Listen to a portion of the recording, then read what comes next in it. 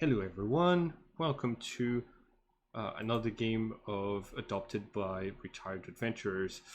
Last we left off, our characters were inside of a secret base, inside of a deep forest, uh, um, a site of massacre by the Inquisition. You've discovered the elevator, you've discovered the giant ancient robot that's housed on the floor beneath.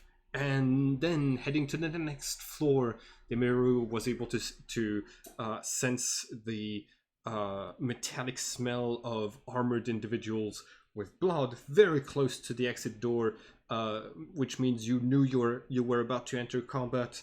The doors open, revealing four individuals on the other side. Um,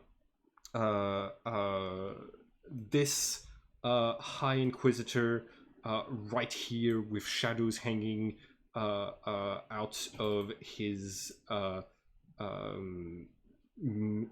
uh, weapon hands. I don't know how to how to describe this accurately. High Inquisitor Marcosius, shirtless and wielding two blades with ethereal fire coming out of it. And behind Marcosius, the uh, a a a younger individual, Saint Hazel, and her summon, Alius. Okay, everybody's rolled initiative. The doors of the elevator are open. Hawkwood, you're first to act. What do you do? Hmm. I, well, they're just right in front of us, huh? Yes, they. So, remember, you were following a set of footprints through the forest that had come to observe your camp and left. And following those footsteps had led you to the elevator, and they basically knew you were coming and were ready to ambush you. It's only thanks to Demiru uh, uh, lion form that you've been able to not be surprised with a surprise round. So, what do you do? Um, I'm going to let's start by using my action to cast suggestion Okay. on. Hmm, let's cast suggestion on the first one you described, Nimrod. Nimrod? Okay. Yep. Uh, And uh, I'm going to ask, uh, why don't you wait a bit? We can talk later. uh, all right. So, are you trying to cast quickly but discreetly? Um, Because you no, you have you have to speak a couple of magical, like there's verbal and material. There's no somatic, but you have to say to say a few magical words to cast it, and yeah. yeah. Well, I mean, I assume the verbal component is just saying the thing. That's what I. That's what makes sense to me, at least. Okay, and it consumes a snake's tongue and either a bit of honeycomb or a drop of sweet oil. So make a sleight of hand to reach for those ingredients and I mean, I got the arcane focus of my horn, so uh, just okay. And in this case, make a sleight of hand with the arcane focus, to hide that you're using it to cast magic, and oh, I'm not hiding it. you're not hiding it. Okay, Yeah, got it. no. I'm pretty sure these guys are my enemies. I'm going to kill them. I Okay, just got want it, this to got be it, out of got the it. way first. You suggest a course of activity magically influence a creature. Course of action sounds reasonable. Ask. Yeah, you can also okay. Uh, do I get a spell save DC for something for that? Yeah, it's a wisdom save. Okay. Uh,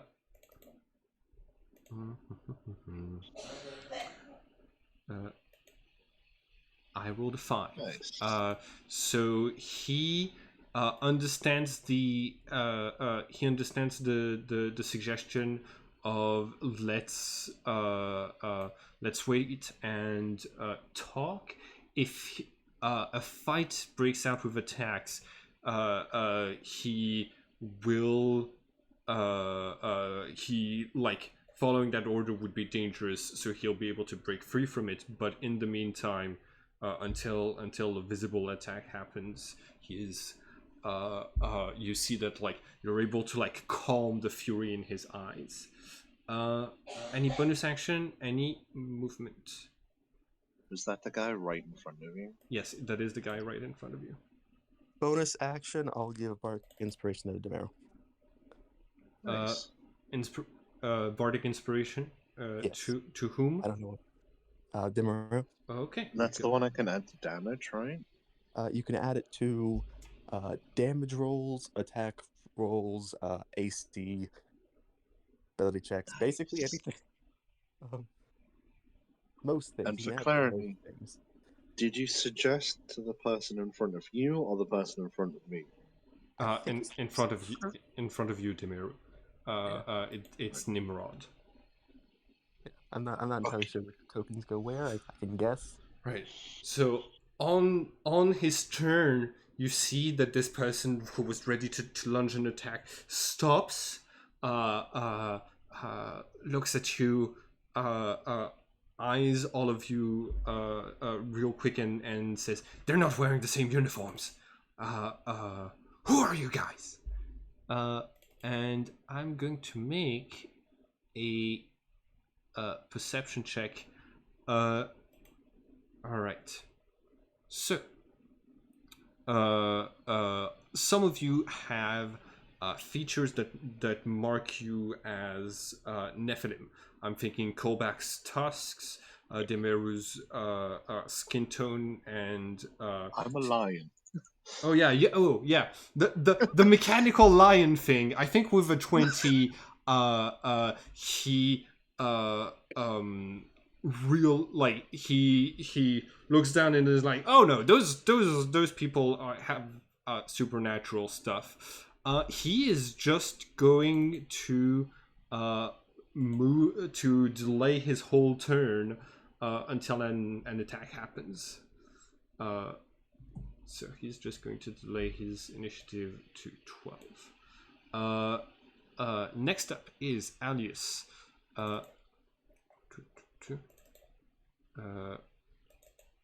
So, this is your first meeting with the Inquisition. All of them seem to have very supernatural stuff going on. The most supernatural of them is this angelic creature with no legs, just more wings,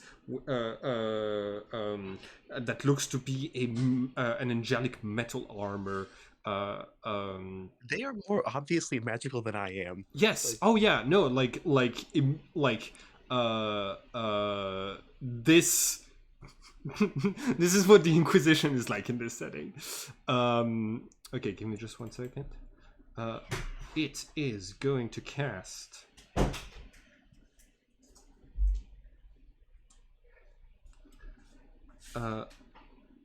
To Spirit Guardians.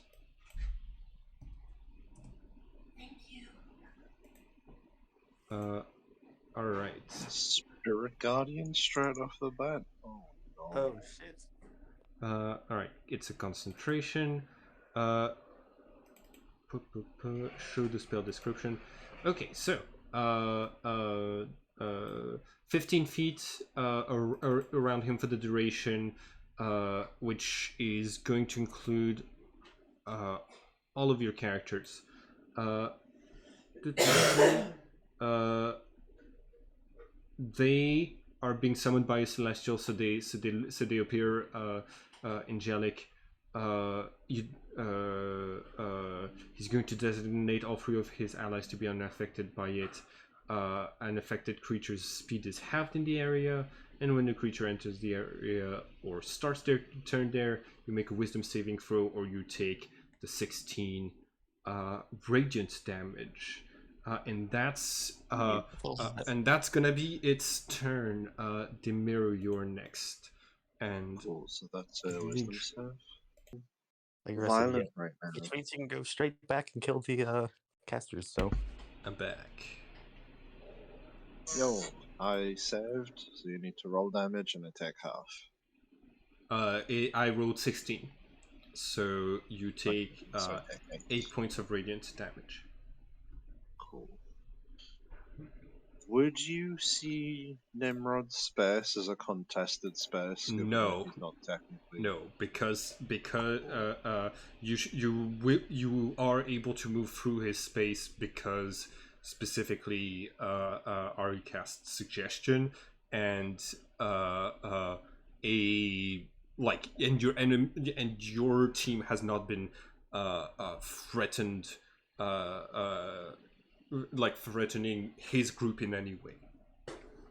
Okay, in which case I'm going to move to here. I realize that's going to be an attack of opportunity, probably, from the Hulk. Yes.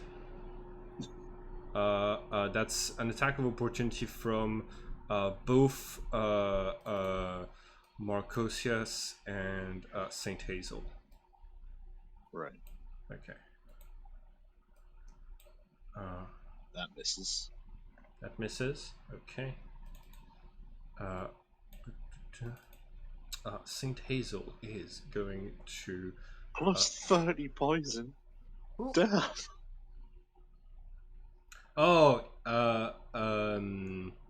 sorry, wrong. I thought I edited that bit out.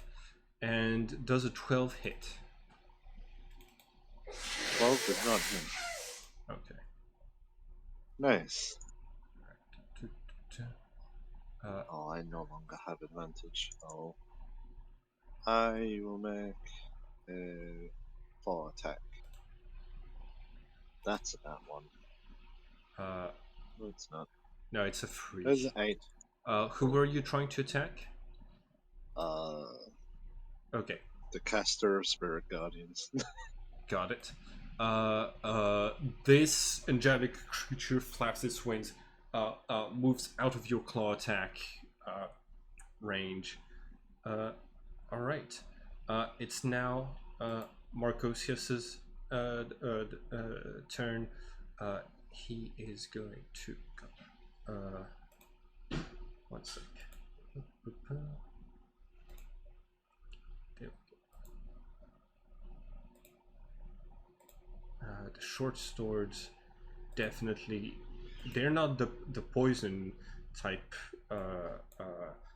guys. They are the using magical artifacts guys. So just one second. Cool. All right. Let's see. I think Marcosius is going to move here into the elevator.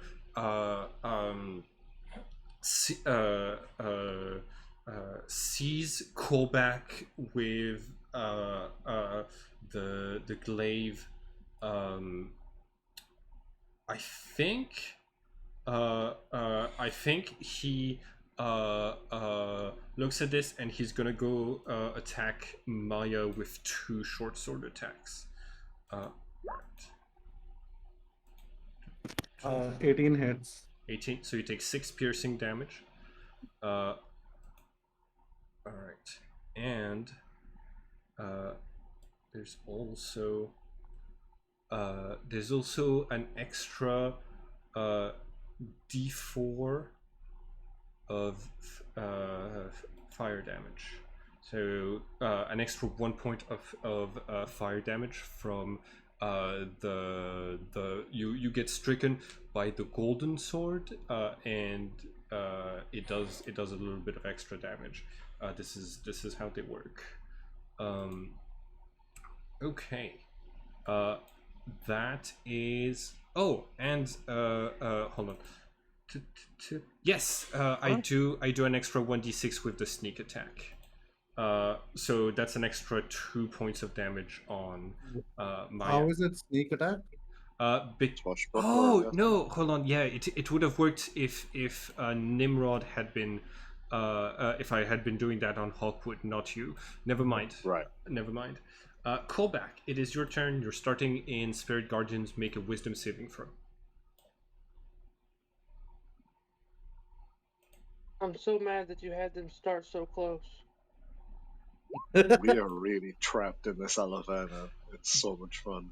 That was the point. Okay, so you are going to take 3d8 radiant damage. Let me re-roll it because I think I rolled pretty high with the 18. Okay, you take 19 points of radiant damage. No, I was talking about starting them so close because of the ability I get with Polearm Master. When they enter my range, I get to make an attack, but they were already in the range, so I couldn't make an attack. Oh, that's rough. Oh, So I'm going to move through Hawkwood's space since he is friendly yeah. here. Okay. I'm going to bonus action rage. So Okay. I need to. Oh yeah, wild magic rage. Let's go. What does the one do? The one does. Each creature of your choice that you can see within 30 feet of you must succeed on a Constitution saving throw or take 1d12 necrotic damage. You also gain temporary hit points equal to 1d12 plus your barbarian level. Okay. Oh damn! Plus your level. That's strong. So I will roll the damage first, Right. 1d12. and then I will roll my temporary hit points. Also, make a perception check for me. Here. Sorry, this is a lot. I just want to. Nice. Oh no. It is farther than 30 feet, so it doesn't matter. Okay. Wow. For This is sneaky person. for Roll your necrotic damage. for your 18, I will tell you this. This floor that you have reached is lit up by red flashing lights, and a weird automated message of some sort is repeating, alert, alert, security seals broken, evacuate, alert, alert. And you notice a shadowy form in the back of the room that has just come through busted large metal doors, and that looks like this. Well, fuck me. We're all gonna die. That's a lot of belts. That's a lot of bells. Yes, yes, So it they all is. need to roll. They all need to roll con saves. Shit. What's the save? Okay. Con saves. So that's gonna be my two. Those are, I think, two fails. And Let me double check on my the save. two inquisitors. Two successes. Okay. So you hit the two in the back, I think. It's only 4 damage. It's only 4 damage. What type? Necrotic. Chronic. Okay. All right. My DC is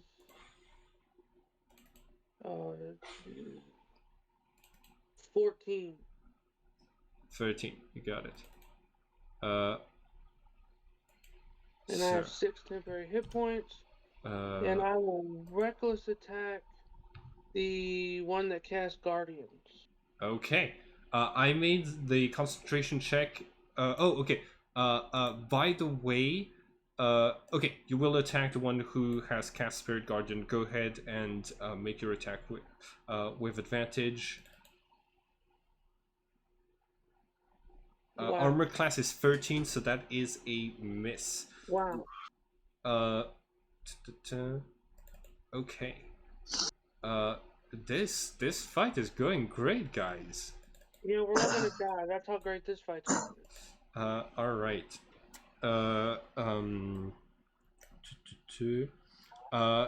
Saint Hazel in front of you. Like you see that she has a gasp and like watching you attack her summoned creature. She like starts a prayer in in ecclesiastic Latin, and let's see. Yeah. She's going to cast Guiding Bolt on I'm dead. on Kolbak. Oh, Ooh, 25. I'm dead.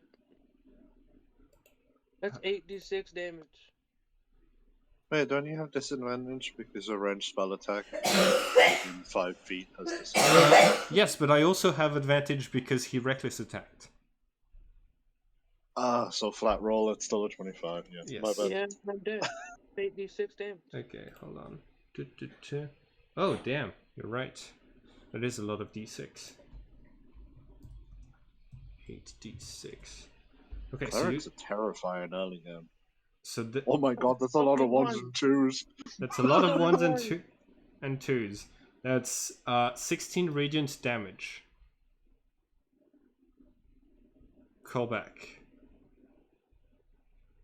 I believe you still have either 20. You still have 20. Yeah, because I had 6 temporary. Hell yes. Cool. So you see that like she offers a prayer to her god, extends her hand, and a beam of light strikes you. Okay, and now it is Nimrod's turn. Nimrod identifies Kolbak as the most dangerous right now, and is going to make 2 attacks. And because you're next to her, he is going to get the sneak attack on one of those. He hits. Does either of those hit? 15 You have and advantage, so they both hit. yes. Oh yeah.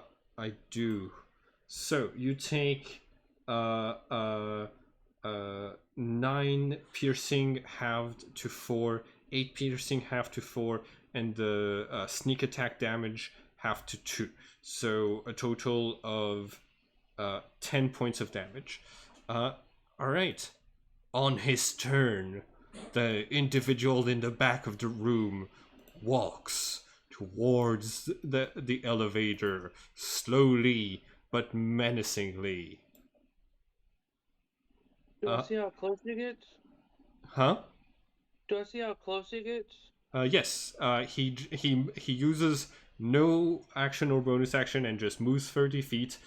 He's just right here. Oh, him, okay. Just standing there menacingly. I'll Yeah, be he's- dead before it gets there. It's okay. Belt Man. The worst superhero. Maya, it is your turn. Right. I have an item called Wand of Web, and I cannot remember what it does. Wand of Web. So, those are some of the objects that are readily available on the internet.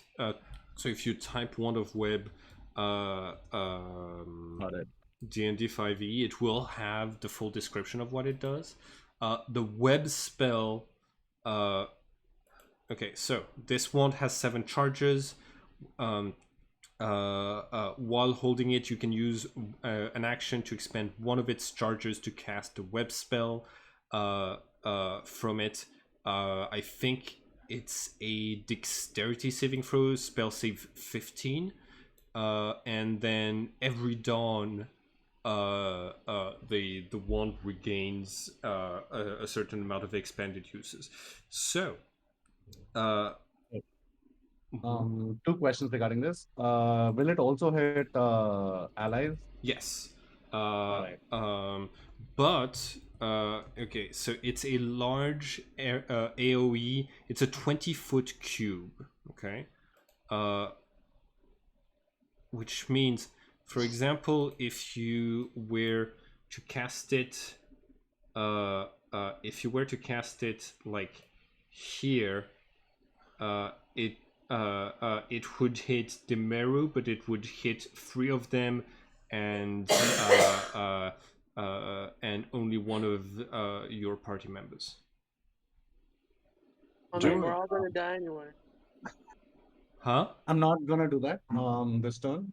Okay. I'm just gonna hit I forgot the name of the guy in front of me. Marcosius. Yes, Marcos, yes. High Inquisitor Marcosius. Okay. Go ahead and roll your attack. 14 hits. For 14 damage. Yes. And I'm Nice. also gonna apply booming blade on top of it. Okay. So if he moves, that's 3. Okay. And to drink a potion is a bonus action, right? Yes. In my game it is. All right. This might screw us all over, and if it does, I apologize in advance. But I'm gonna try something risky. I'm gonna drink the potion of growth as a bonus action, and I'm Okay. gonna hope that the elevator breaks and crashes to the bottom floor. Okay. Let me check potion of growth. We're all Yes, gonna you- die. One size Oh, and category I large. forgot to make my wisdom save. I'll do that right now. Oh yeah, you're right.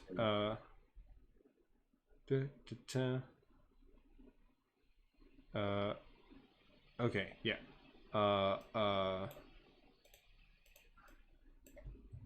Yeah, so what's the word limit on these elevators?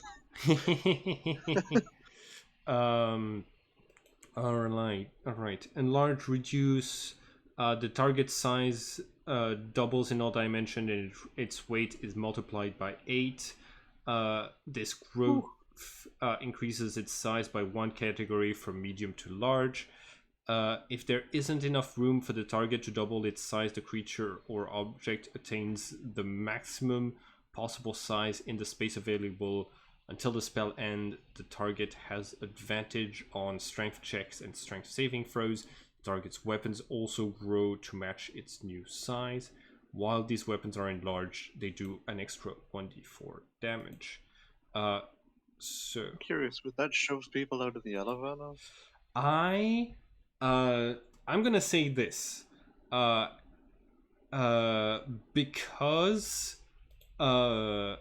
Because this is such a clusterfuck. Maya, are you trying to do this to shove people out of the elevator No, I'll tell you my intention. That is your intention? No. My intention is to take this one guy that I'm fighting right now down with me. Okay. Here's what I'm gonna do. I'm going to make a luck check for the elevator. It's if I roll 7 or lower, then the elevator breaks and everybody has to make a dexterity saving throw to jump out of it on time. At disadvantage because there's no room with the fight going on. All right. 19. The elevator is strong as hell. It's able to you see you see that it has brakes in place even as you start to grow larger. But if you did that before you did your attack, you would get an extra d4 points of damage. So go ahead and roll that the d4, and if you passed your wisdom saving throw, no, you did not. So 3d8 points of damage from the guardians. That's 18 points of damage, and you do an extra 4 to the High Inquisitor in front of you. Ah, fiend. Question though. Would both of them be pushed out of the elevator now since it didn't break? Do you wish to push them out of the elevator? Yes, like I want them Okay. both to roll for it. All right. So I feel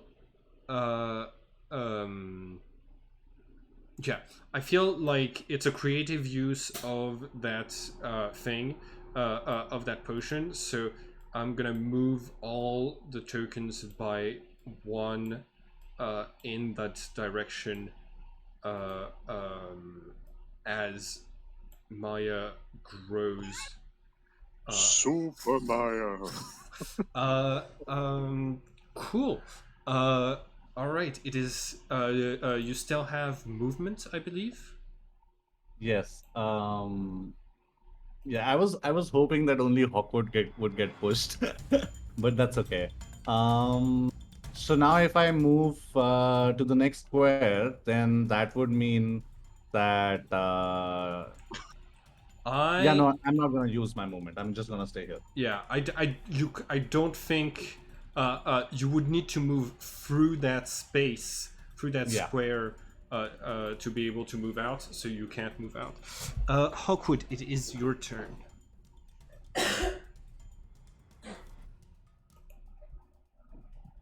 All right. Is your bardic inspiration still a d6? Yep. Cool. Decent. I think it's on next level. Yeah. I had a feeling it was, but it's been a long time since I've played bards. I should gonna check real quick just to make sure. I don't know when the dice changes. So, how do you feel like this fight is going, y'all? Poorly. I feel the other guy, the belt man, is going to save us.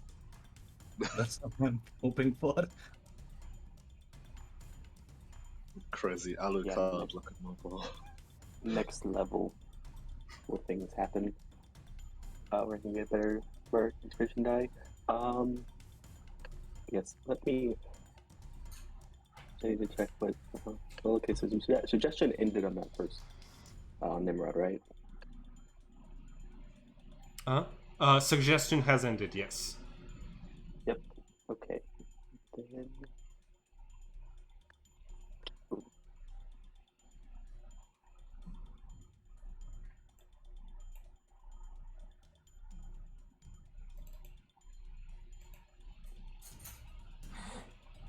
Is there? I don't think there's any open flames nearby.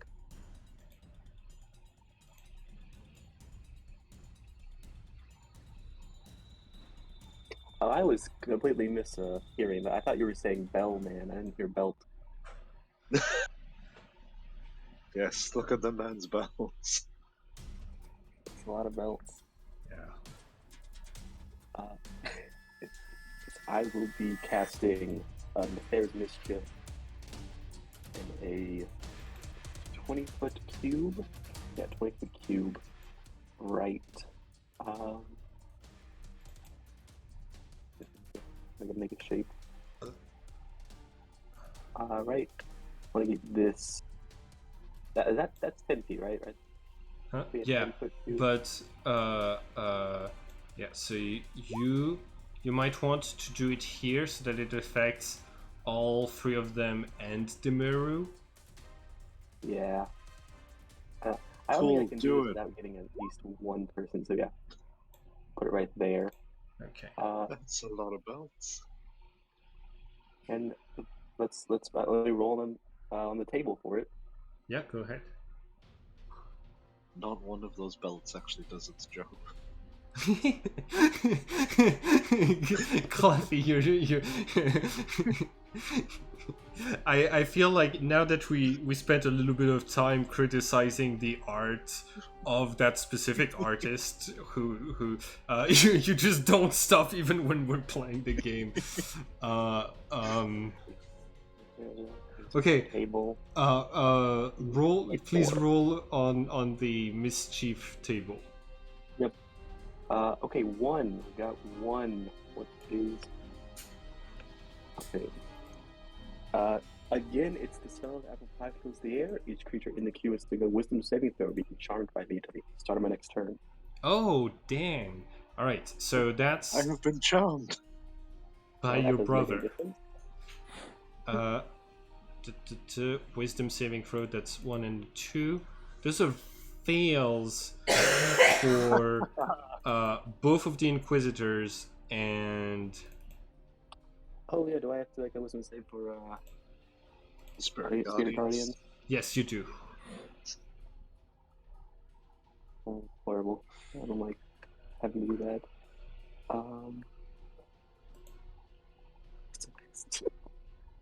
You Yeah. take 14 points of radiant damage. More than half my health. Oof. Alright. Who's charmed?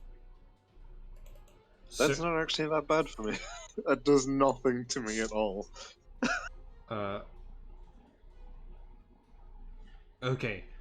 Also, it means if you're able to maintain, I think thanks to the charmed effect, you won't suffer from the effects of Spirit Guardians next turn.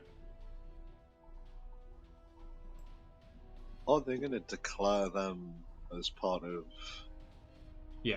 the select Yeah, few that don't get bullied by the spirits? Basically, they have to because of the way that the charmed effect works. It says like I can't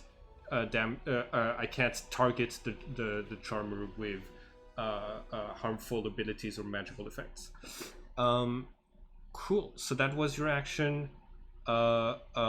Any bonus actions with the magical items that you have? Nope, my only my guy was the sword. Okay. I can't make an attack because I made an action. So yeah, that. Any I'm gonna bardic give another. Yes, I'm gonna give another bardic inspiration to Maya this time. Okay, so Maya, you have a bardic inspiration. Cool. All right, it is Alius's turn. Alius takes Hawkwood out of the effect of Spirit Guardians, and is going to cast Cure Wounds on Marcosius. Also, since Marcosius moved last turn, would he have taken the 3 damage from Booming Blade? Fast movement doesn't count. Force move. Got it. Yeah. And he regains some HP. All right. That's Cure Wounds. That's an action.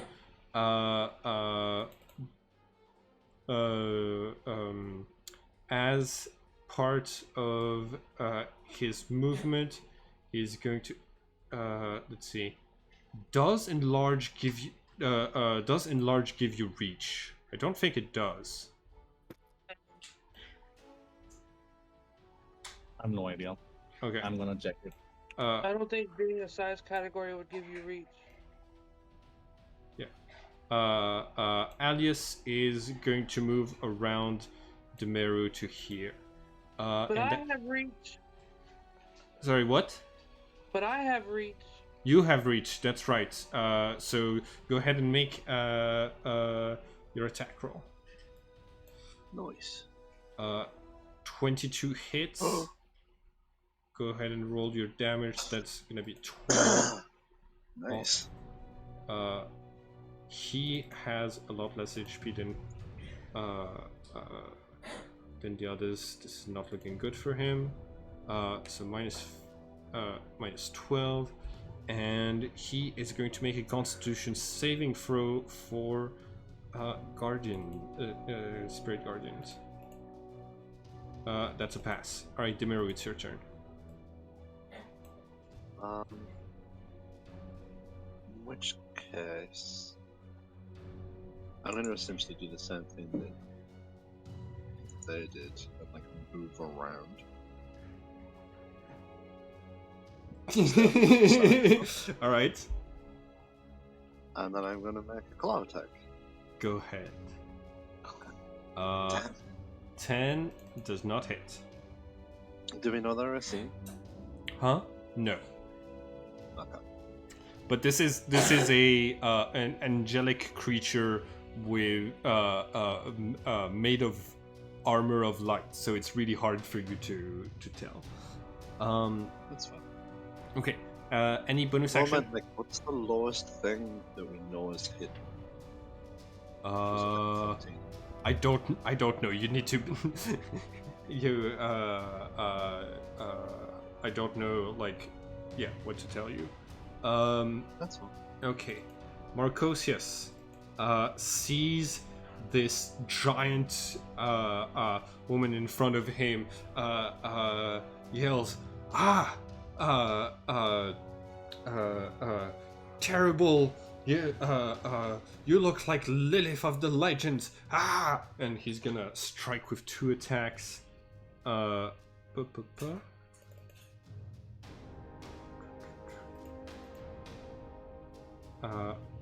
Okay. Down Does to the 1 HP. down to 1 HP? Unfortunately, I can't do sneak attack on you. So, I think you still have the ice and fire effect that you described earlier. 1d4 or something. yeah. Oh yeah, that's right. It does an extra. Okay. So it only does an extra. Oh no, it does it all the time because I modified it. So you are down. Yeah. I am now. All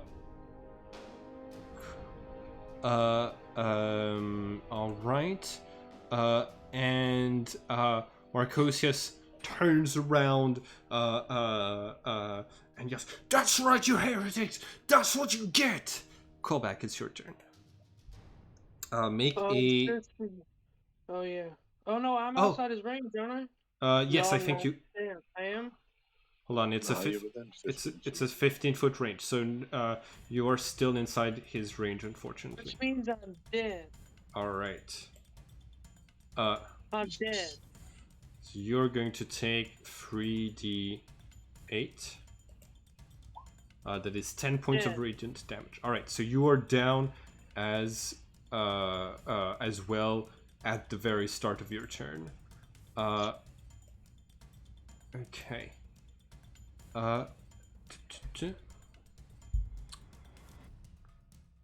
You rolled like crap and still took me out. Okay. On her turn, she's gonna use her last. She's gonna use another spell slot for guiding bolt. I think this time on Kolbak, who's just the next target. Oh shit. Even if pullback is down. Oh, sorry. Hawkwood.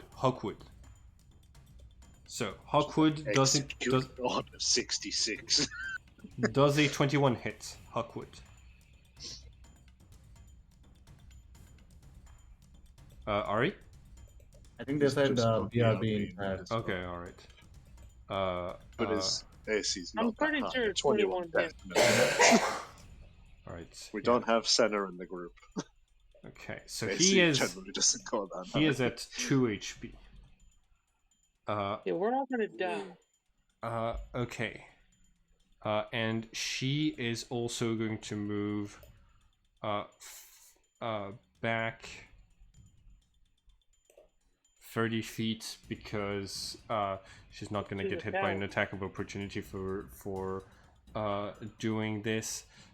That's her turn. The only two people still standing for Nimrod to attack are the person that he is charmed by, Hawkwood, and Demeru. So he is going to have to relocate in order to try to basically flank Demeru. You hear the voice of this High Inquisitor saying, "Ooh, you can transform into a tiger. Oh, that lions are great assassins, but I'm the best assassin of them all, and I'll kill you." And he is going to dash to get to here. So pull back at attack of opportunity when he gets back. Hawk would do. But he started off here, so unless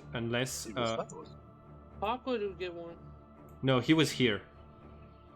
Oh wait, no, you're right. Was that? No, you're right. You're right. How could you get an attack of opportunity on him? Simon. When he gets back. Yes. I forgot something about my character, and it does say can. So if you want to rule that I just didn't do it, that's fine. I forgot I had relentless endurance. Oh, yeah. Oh right. So you're back. So you're back on your feet. But it's an option. It specifically says can, so you can not do it. Mm-hmm. So since I forgot and you've already done 2 turns, you can just say I didn't do it. No. I think. But I hate to make you backtrack. Oh, hold on. What do you mean you need to make the death save? No, I was saying I would hate to make you backtrack because Oh you've already yeah, done no. 2 rounds. Don't worry about it. I think I'm okay with basically your relentless endurance kicking in that moment, if that's all right with you. Okay. However you want to play it. Yeah, sure. It's your turn.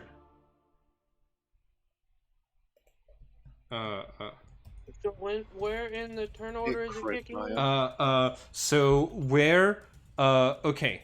So I'm gonna give you your turn right before Maya. Okay.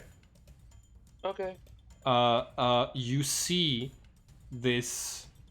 You see Beltman, as I've renamed his character sheet.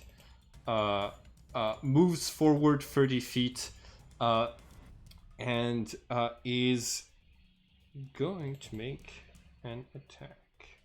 So. Was it some long range belt? He casts Guiding Belt. Alright. Oh my god, no. That was awesome. That was nice. Okay. Alright.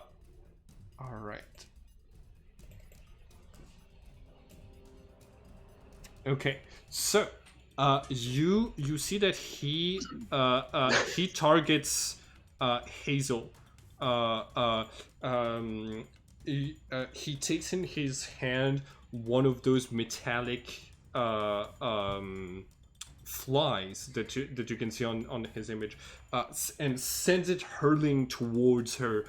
You see that it's going straight for the face, but that she dodges on time, and that's this metal fly just rams into the machinery behind her, piercing a hole through the metal. And let's see. Any yes. And I think you see him teleport to be right in front of her when he does this. So bonus action, Misty Step in that effect. All right. So Kobak, you get up. You see what's happening down there. You're still next to Marcosius. What do you do? Damn, that actually changes my plans. Because I don't know if I want to hit Beltman now.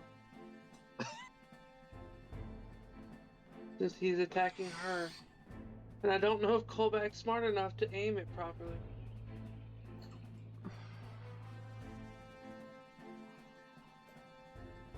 He's gonna have to get hit, because if I don't hit him, I'm gonna hit myself and then I'm gonna die anyway. So, since I'm mad at her for damn near killing me, I'm gonna hit her with the wand of fireballs.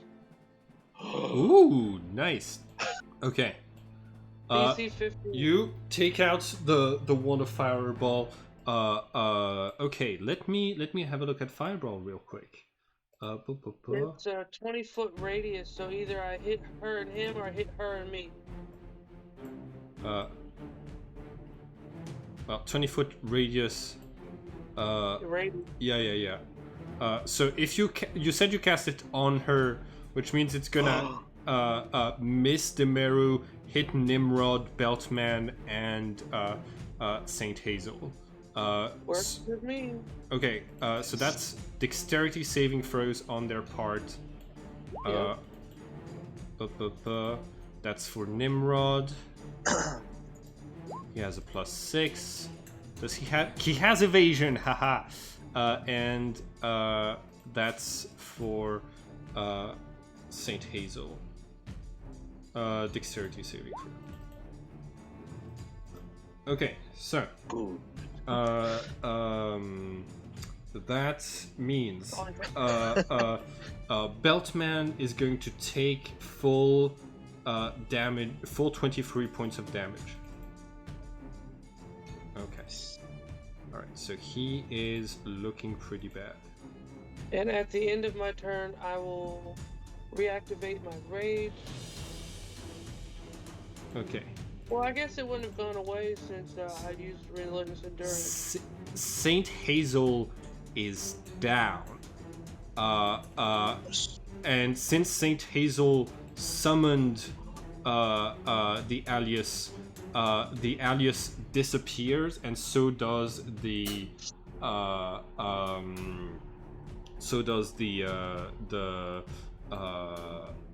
what's it Spirit called? Guardian? Yeah, the Spirit Guardians. Nimrod is able to place his body exactly in the right place behind this machinery to not be hit by any of the fire of the fireball, and you see Beltman looking badly hurt by this.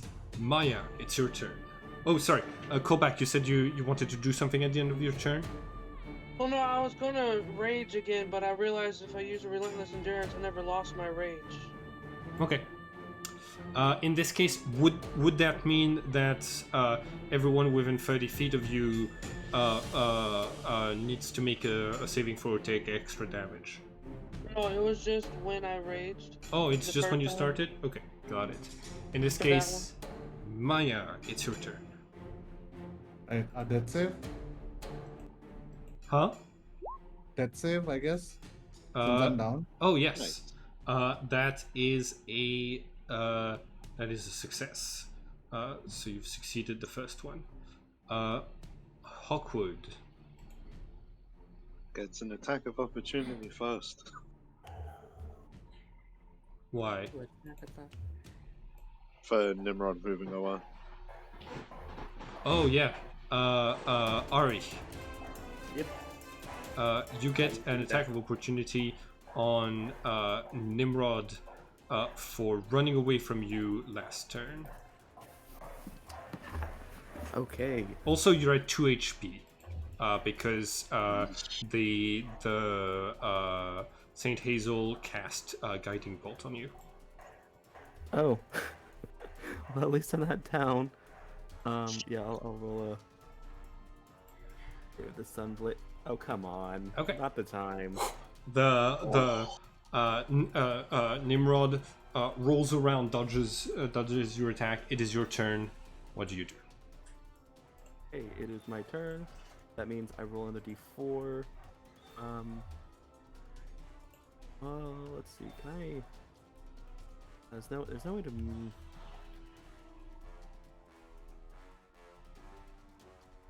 Maya is down. Clef, I was thinking of Steven Universe when I said giant woman earlier. 3. So that is.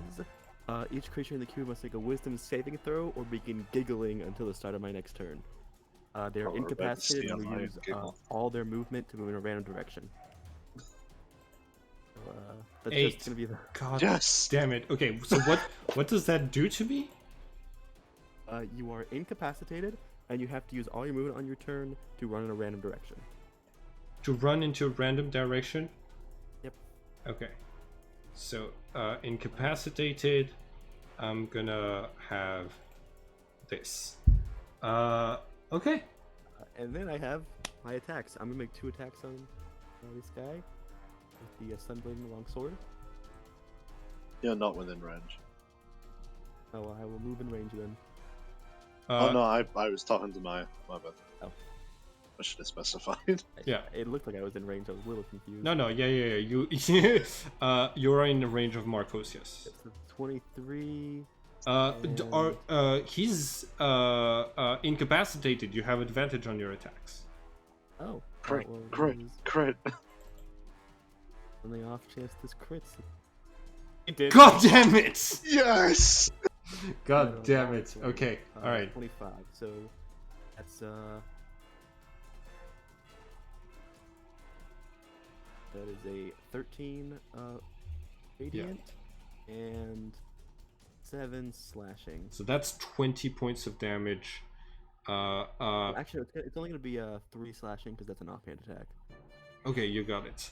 So yeah, you strike with the first attack. You see that he's like giggling, and you stab him with your longsword. You see this human seems to have an uncanny amount of vitality. Because he kind of just like flexes his muscle to stop your blade from going too far into his chest. But you have done some damage to him. Bonus action? Nope, that was my bonus action due to my second attack. Oh yeah, that's true. Movement? He's incapacitated, so he can't do attacks of opportunity on you. If you want to move to... I will try and move. Okay, so... I move to 15 feet there, and then 15 feet. Just right all the way up to Okay, yeah. Nimrod. So yeah, you move in front of Nimrod, who's like, yes, cattle for the slaughter, come here.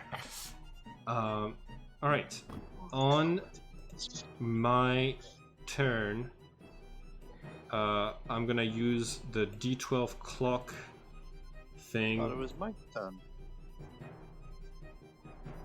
Yes, I am sorry.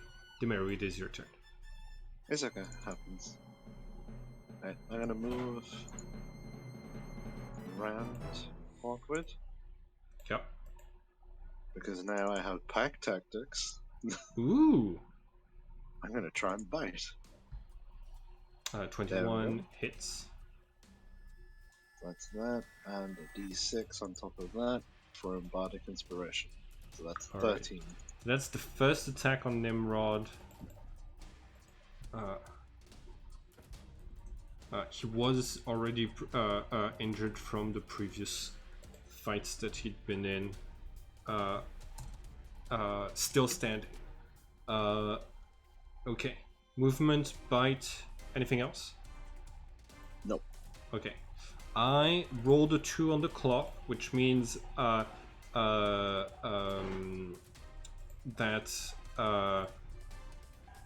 this is which means that Marcosius starts running and bangs into the wall of the elevator, uses his movement to dash and keep trying to run up against the elevator all the way while giggling hysterically, receiving one attack of opportunity from Kolbak, and then ending his turn out of the area of effect of Hawkwood. So, Kolbak, make one attack of opportunity, and then it's your turn. Is it with advantage because he's still incapacitated? Yes.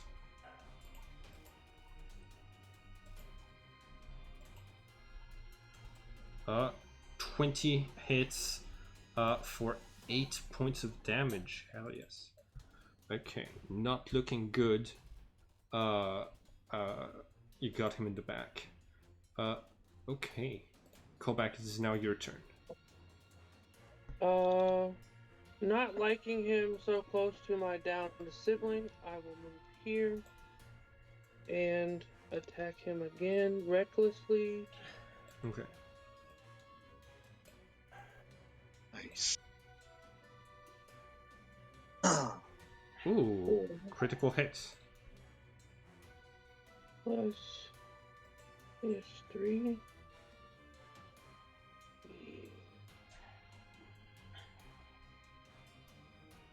For that much. Ooh, hell. Whew. Right. This dude. One more hit like this and he's down. Like He's still up after that? Yeah. Holy shit. Yeah. He's got resistance to piercing and slashing from the lock, man. No, it's just that his stat block has a lot of HP and that he was Oh wait. unarmed Right. from previous And fight. then I have my bonus action attack. Yes. 11 does not hit. Damn. All right. On her turn, Saint Hazel makes a death save and passes. On his turn, Nimrod is going to make as many attacks on Hawkwood as it takes to down him before moving on to Demeru. 1. Okay. Does an 11 hit?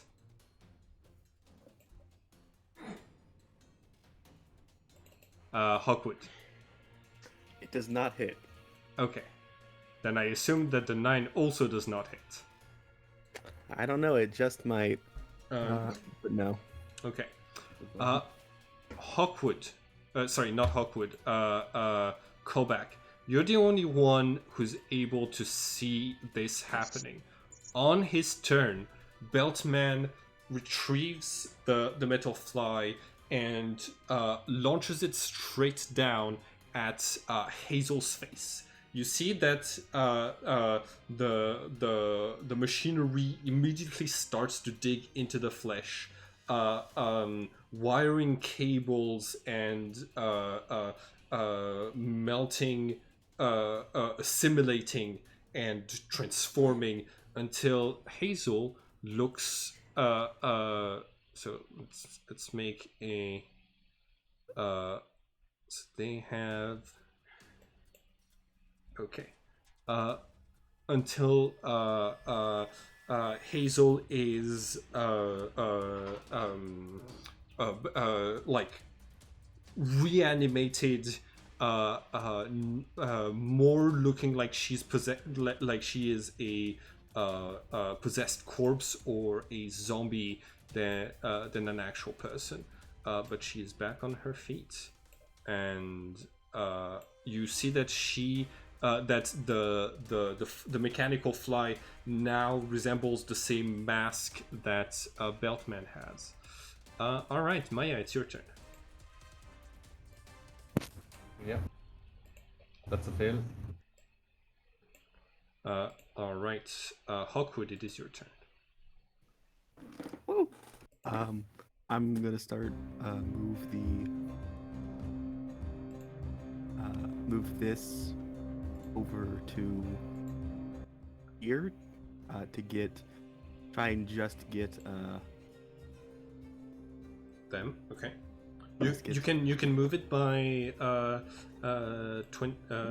that many feet. I actually 25 don't remember. feet. Oh, I can only move the cube 10 feet.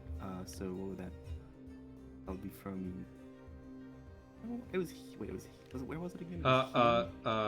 Just Yeah, it hold was on. here. So Yes, it was we here. moved Yes, over yes, yes, here yes, yes. to get let's see, actually I need to check. Does it affect? It will affect you and Demiru. True. You might want to just raise it to here so that you can replace it next turn properly. Yeah, I will raise it 10 feet. Yeah, to here. Sounds good. Then. Is Nimrod injured at all? He's been hit once.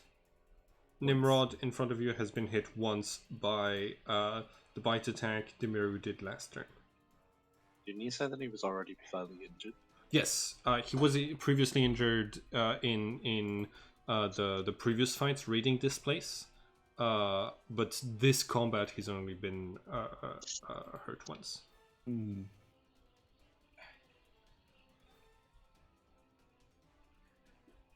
You know, since I don't know if I'm gonna get more use out of it, there is mischief. I'm gonna try and cast suggestion on Nimrod again. Okay. With this time, the suggestion being, you know, I think you do really good if you just devoted your whole life to pacifism. I think that'd be more in line with your beliefs. In the middle of a fight, that would sound like a dangerous I think thing it would to. sound like dangerous, you know? Yeah, no. In the middle of a fight, it would mean death probably. What? Okay, what if I promise not to attack? Well, you can't. You're not the only combatant on this battlefield, so yeah. I don't think a pinky swear from Beltman is gonna cut it for Nimrod Okay, to that's feel fair. safe in this environment. Yeah, I don't know about that guy. Can I just attack instead? Yeah.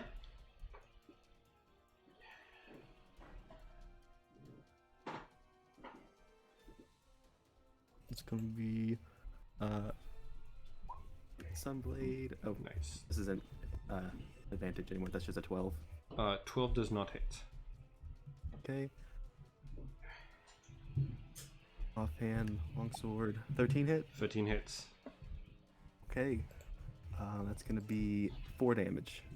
Or slashing. Okay. You got it. You shing.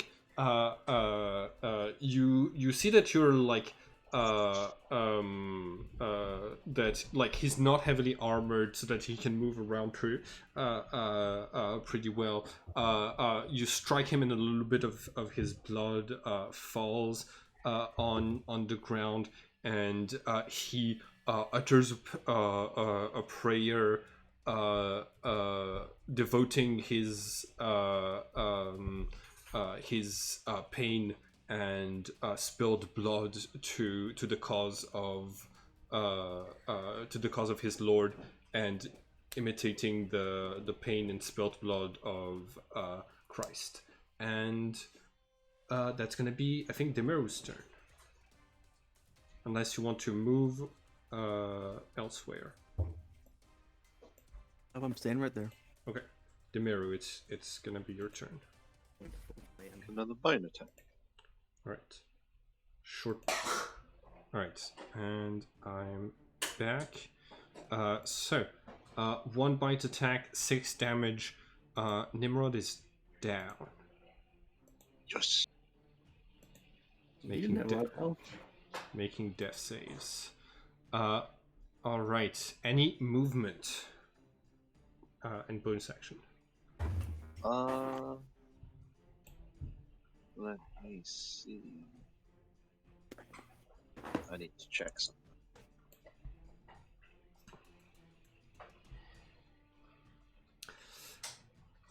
I feel bad because Kieran, I know your criticism of D&D is having to wait for your turn, but the only thing that you can do on your turn right now is death saves. Yeah, it's okay. It's the system, not your fault. Yeah. Wait, this fight's been going by pretty quickly so far. And I'm happy I got to do something cool as well, right in the beginning, so it's all right. Oh, definitely.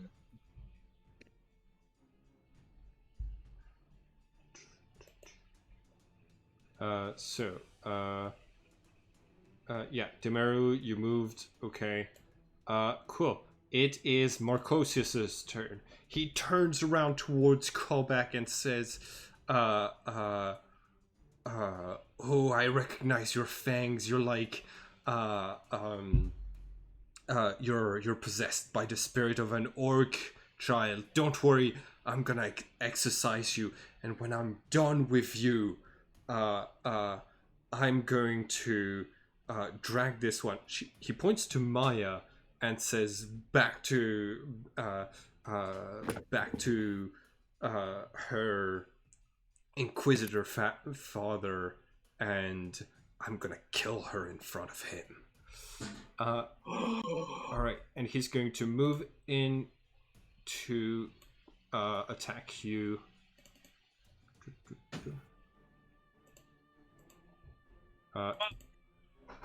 So 20 is if 20 I assume hits you for 8 piercing damage, and then the second attack is going to do 2 failed death saves on callback.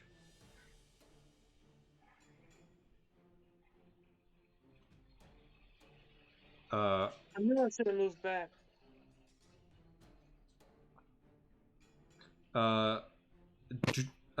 Do you want to okay, yeah. So right now you are down. It is immediately your turn. I need you to make a death save. Simon, I have a question. Yes. Awesome. Callback is still in there. Simon. Kieran, yes. Since he just named my father and he was talking directly to me, is it okay with you if I make a wisdom check with disadvantage? And if I succeed the check, you set the DC. If I succeeded, I can make one attack and then go back down. That would be cool. No, but I will allow you to make a wisdom check to hear what he said. All right. You did not hear what he said. So I don't get it. Fine. All right. On her turn, the animated body of Saint Hazel is going to heal Beltman. I'm liking this.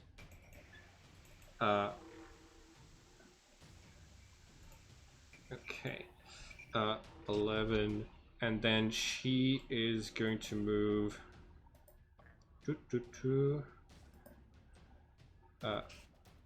30 feet here, and that's her turn. Nimrod is making death saves. 15, that's one success. Beltman.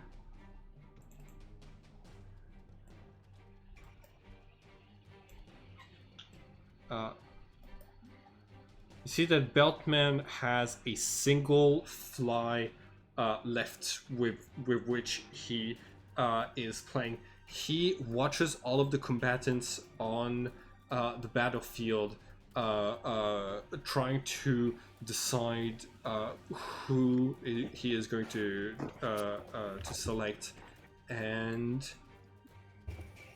just 1 second. turn.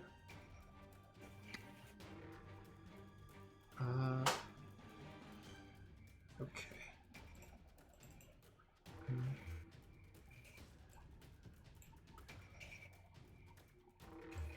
All right. He is going to use it as a projectile. He is going to cast magic missile on Demiru. Rude. So that's going to be 1, 2, 3, and an extra 2. So you take 8, 12, 17, 21 points of damage, of force damage. I am out of lion form. Okay.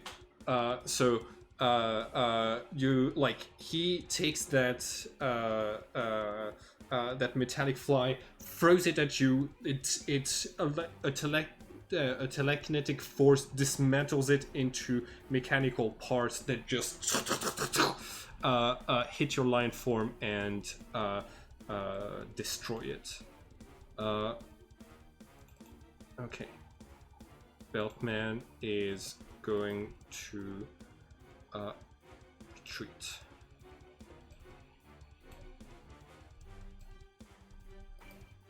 $30 feet. And that's his turn.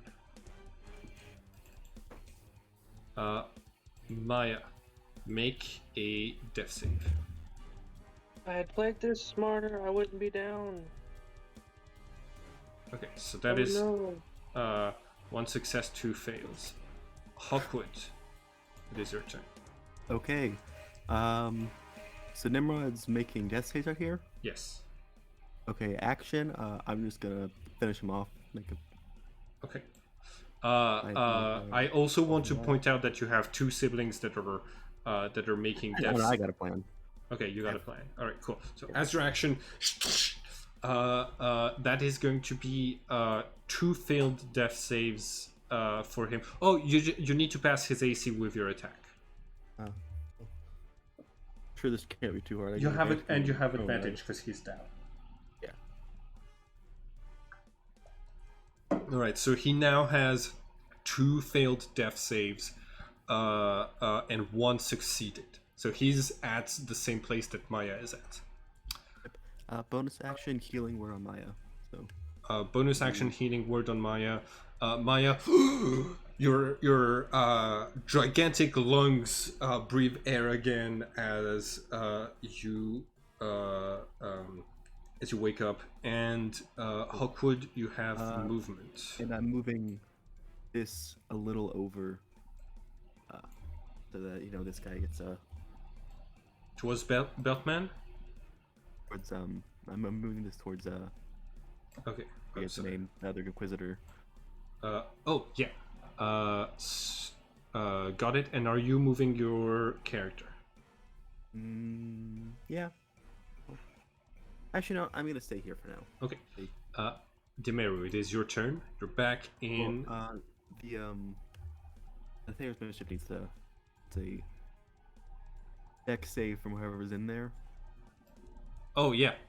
Or they're blinded because flower petals go Deck everywhere. save or be blinded? Oh my god. It's a good thing I have proficiency in deck saves and I rolled a natural 20, so I am not blind. Demiru, it's your turn.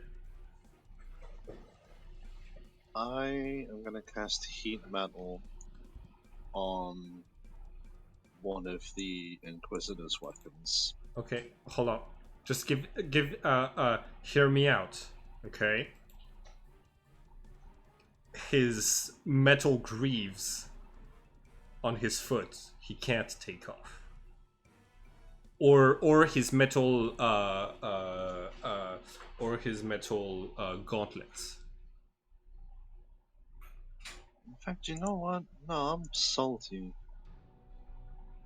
I'm gonna take 1 step to the left.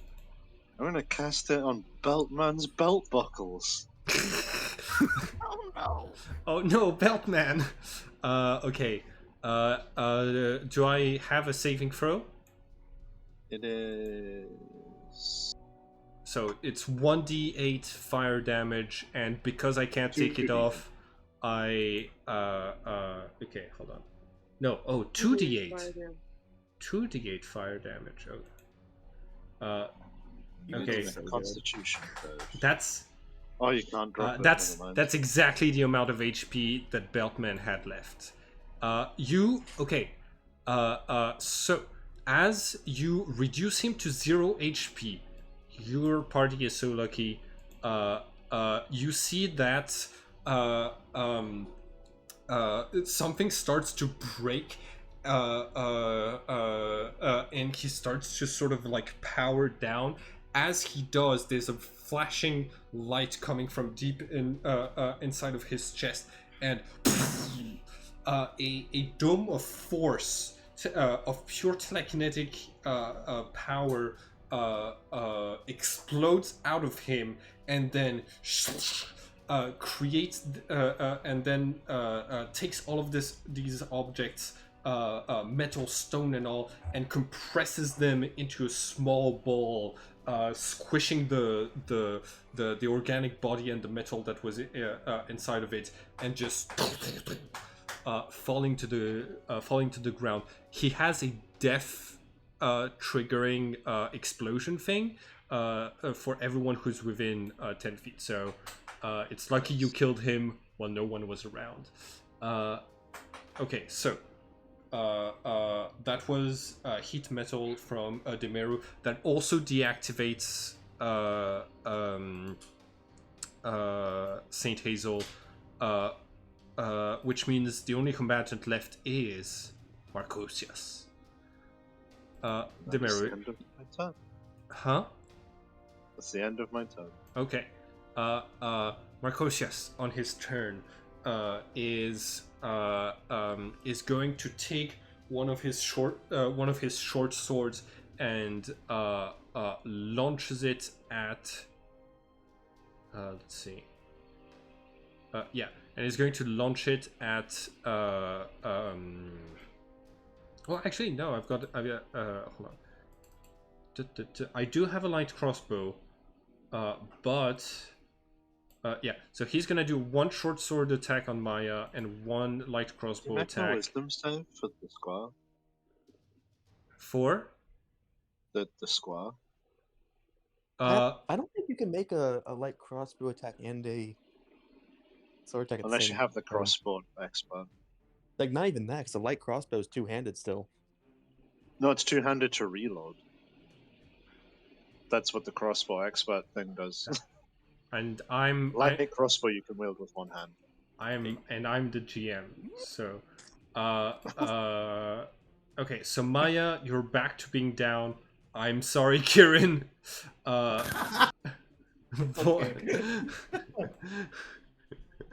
You're really proving the point about this system having some problems with making players the wait. best part about making this point is that I don't have to do anything. Yeah.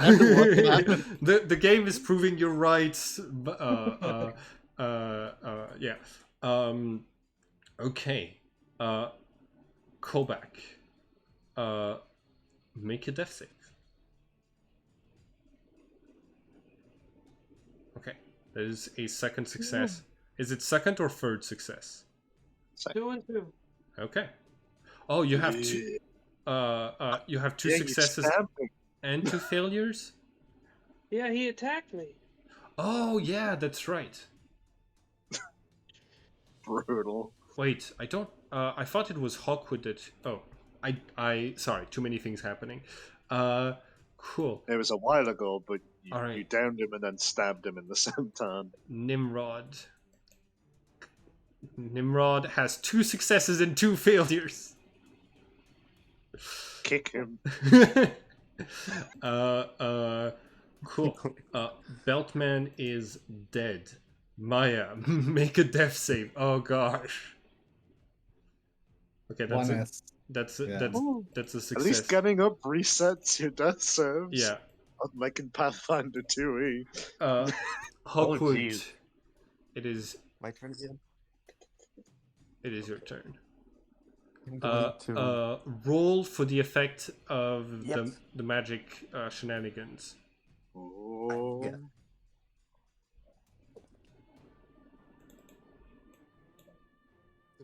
God. Gonna be a 4. Ooh, I don't think I've gotten the 4 yet. He explodes. Wish. Drops of molasses appear and hover in the cube, turning it into difficult terrain until the start of my next turn. Cool. Difficult terrain. Useful. Yeah. Okay. It's gonna be harder for Well- you to reach him and make melee attacks. Can you move it 10 feet after you get the after you know the effect? It's before. It's supposed to be before I roll. Okay. That's In this case, yeah, it's bonus action movement. I'm keeping it there for now. Action. I'm going to kill this guy. I'm gonna kill Nimrod. So Okay. Make yeah, Sunblade 25 that hits.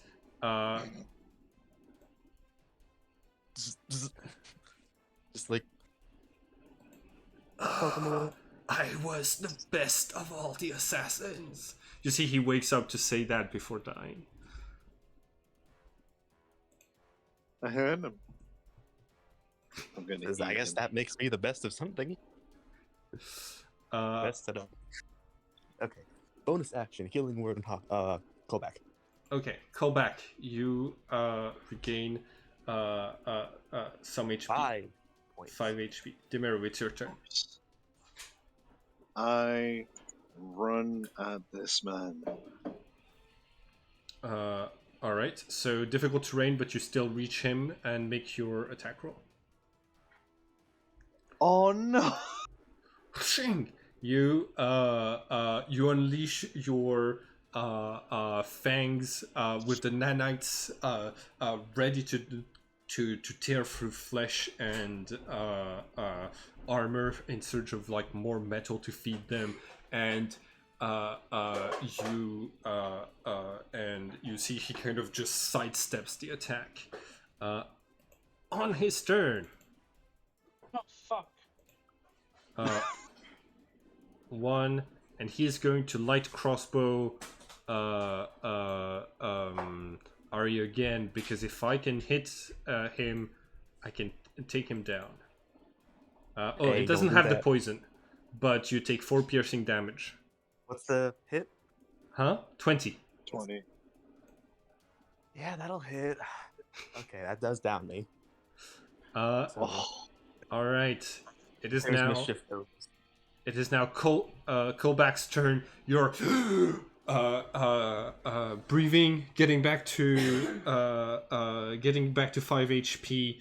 You see the Inquisitor Marcosius towering above you, almost dead. You rage, I take it.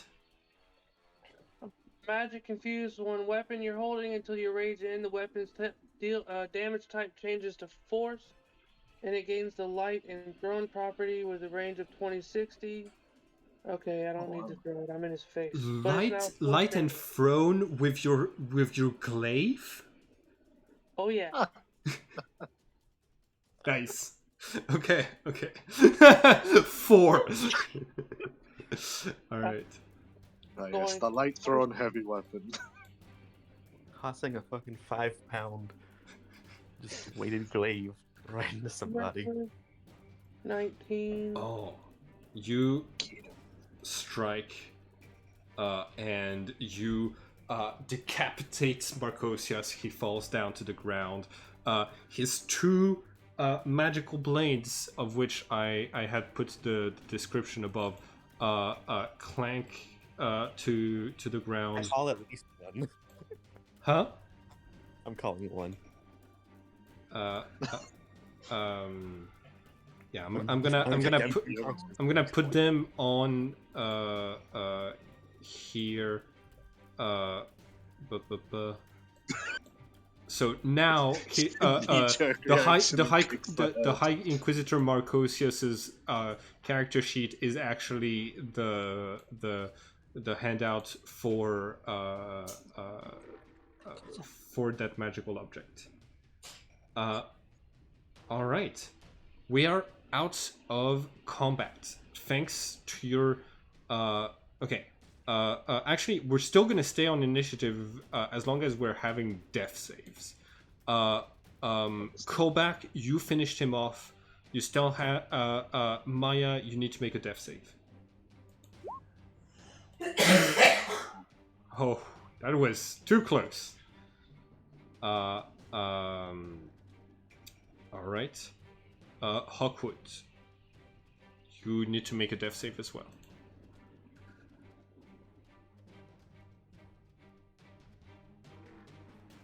Yes. I need to make a deck save. Death save. Yes. I'm not great at it, but can I try a medicine check to stabilize? On your turn, yeah. That's a success. All right, that is successful. Demiru. I'm gonna try and medicine save on Maya. On Maya, got it. Go ahead. Ah! You do not stabilize Maya. I'm going. Let's see. Maybe if I roll a 1, a natural. Natural 20. Marcosius opens his eyes again and gets up, sees what you're trying to do, and he is going to try to finish off Maya. Oh. If I'm going down, I'm taking one of you devils with me. The decapitated man opened his eyes. Okay. You can't use Gonna try and bite her? He as like you see him open his eyes and say this, and his body gets back up without the head, and he's gonna do this. That's how anime this guy is. Okay, so it's gonna be 1 attack on Maya with the short sword, and 1 attack on Kolbak with the crossbow. You just want to kill it. That's what it is. The 17 hits me. Do I take 2 failures now? Yeah, you take 2 failed death saves. Maya is dead. Oh no. Fuck. All right. That's the end of my turn. Kolbak. Kolbak's dead. Oh, you took 2 failed death saves as well? Well, no, but I'm okay. Kolbak's down. Okay, Kolbak is down. Make a death save. That's why we don't end combat. That's why we don't end combat just when everybody drops. You end combat when the death saves are all finished. Well, he was decapitated. I figured he was gone. He is. Yeah, but why are you down? Because he hit me with the damn crossbow. Yeah. With the 15. I thought he was just aiming for Maya with everything. Yeah, Maya got the sword. Kolbak got the crossbow. Yeah. Oh. And because I reckless, he hit. If I hadn't reckless, he would have missed. I mean, actually, it should have been a straight roll with the 15, because he would have had disadvantage for being close range. All right. Not with a crossbow expert, then. Oh, is he a crossbow expert? Maya. It seems odd. You With a crossbow expert wielder. Maya, you find yourself in the wake, in the reflection of reality that this place projects. From here, you're able to see that this place is this large mechanical gullet producing steam and with the constant metallic sounds around you. You can see your siblings moving around the scene, still fighting desperately. And you see above you as you're being dragged up by a constant force, you're able to see a light above your head, and as you look into it, you start to remember some aspects of your past life. All of the experiences that you had, you you're able to see your life as an elf, and like flashes of the ancient civilization, and how you died trying to stop a magical catastrophe, and you realize that all of your you're able to see you're able to see your siblings in that past life as well. You see Kolbak as a full orc, Demeru as a tiefling, and even Ari as a human. You didn't know that humans could produce Nephilims, but it seems like you, in the previous life, were also an adventuring party. I know the party has one scroll of true resurrection, so Maya can still come back from this. Can I make a last action before my spirit is rising up? Sure. All right, so I'm going to attempt to haunt this guy. Okay. Mechanically, I'm hoping that it might be a help action, provide advantage to whoever hits him. Sure. And if you okay, so let's make that a 10 plus, and if you roll 18 or higher, you actually manifest a ghost, and you roll your own initiative as a ghost. Okay. Yes. All right, so just a flat 1d20, or just a pure charisma. all right, pure charisma. It's a your ability to leave a charisma. Yes. Okay, Maya. As you start to lift, you're empowered by all of those memories that are coming back to you. You realize this world is affected mostly by willpower and the strong decision making. You decide to anchor yourself to this realm and to come back to your family. You create pure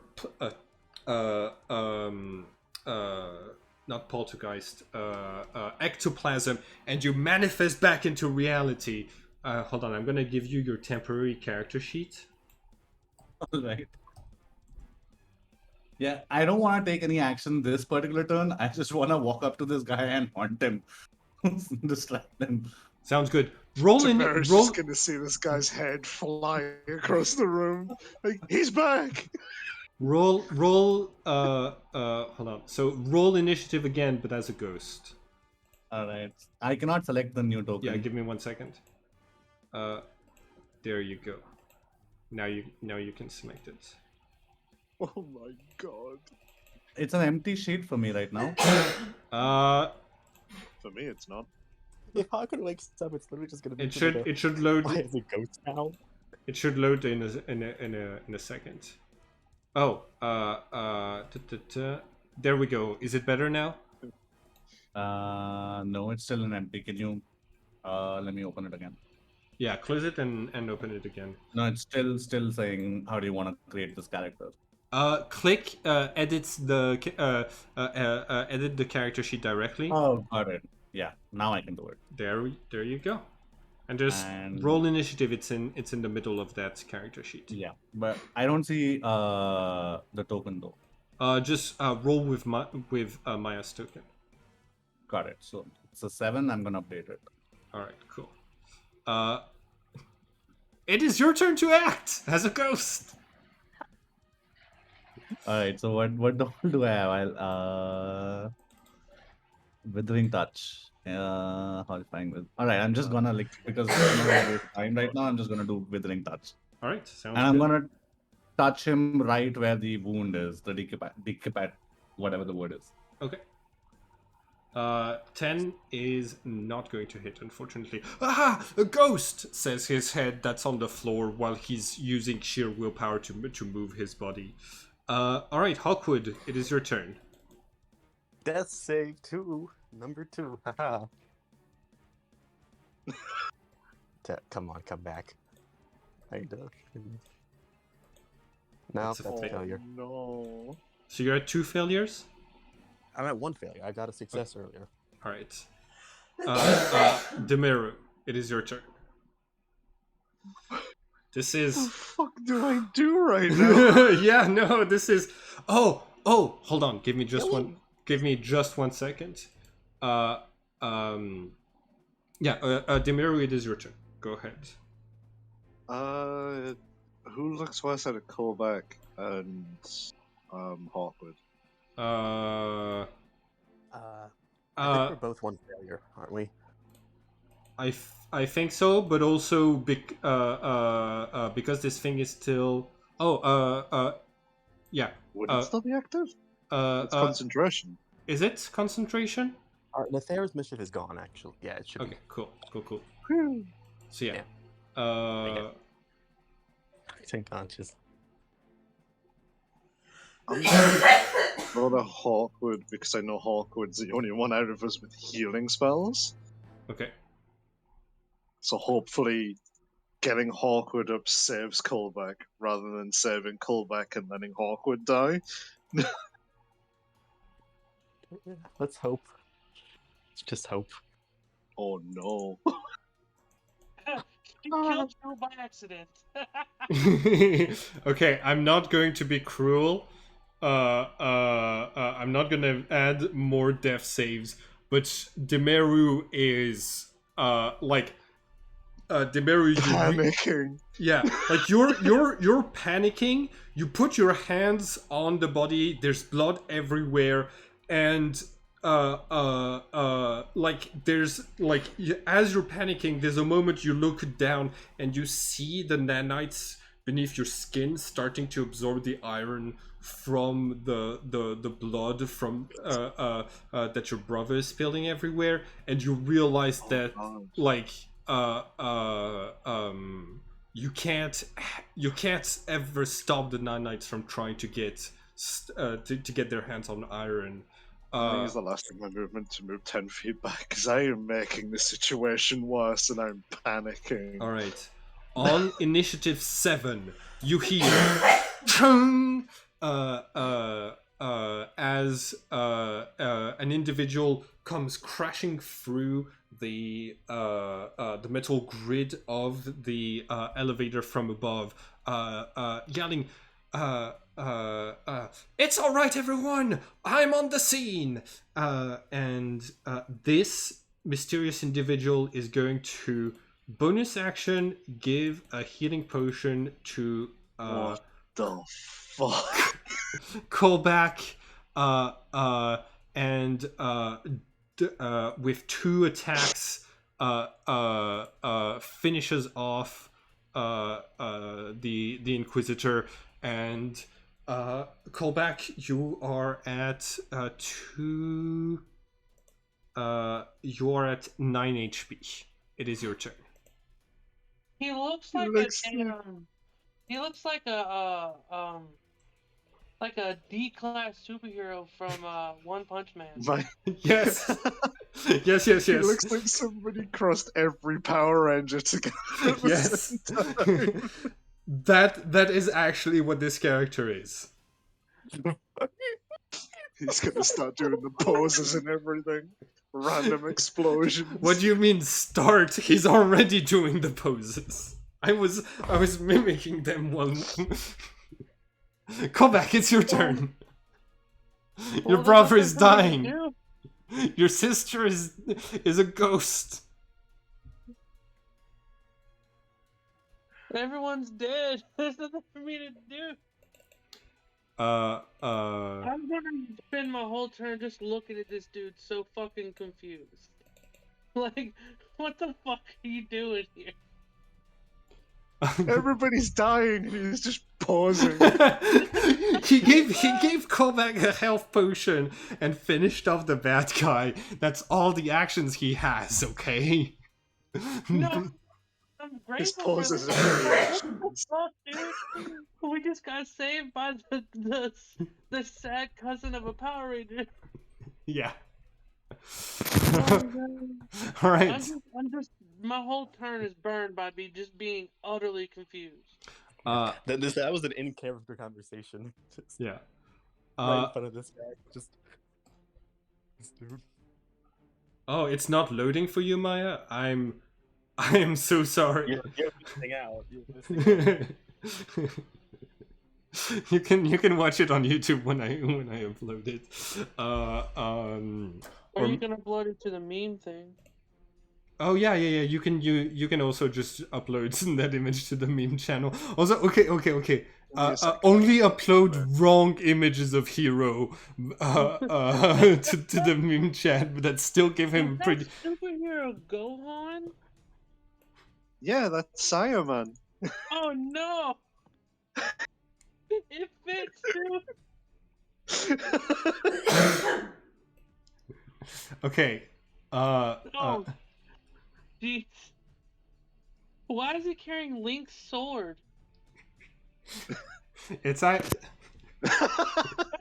it is. It looks way too much like a slightly modified Hero of Time sword. Yes. I figured it out.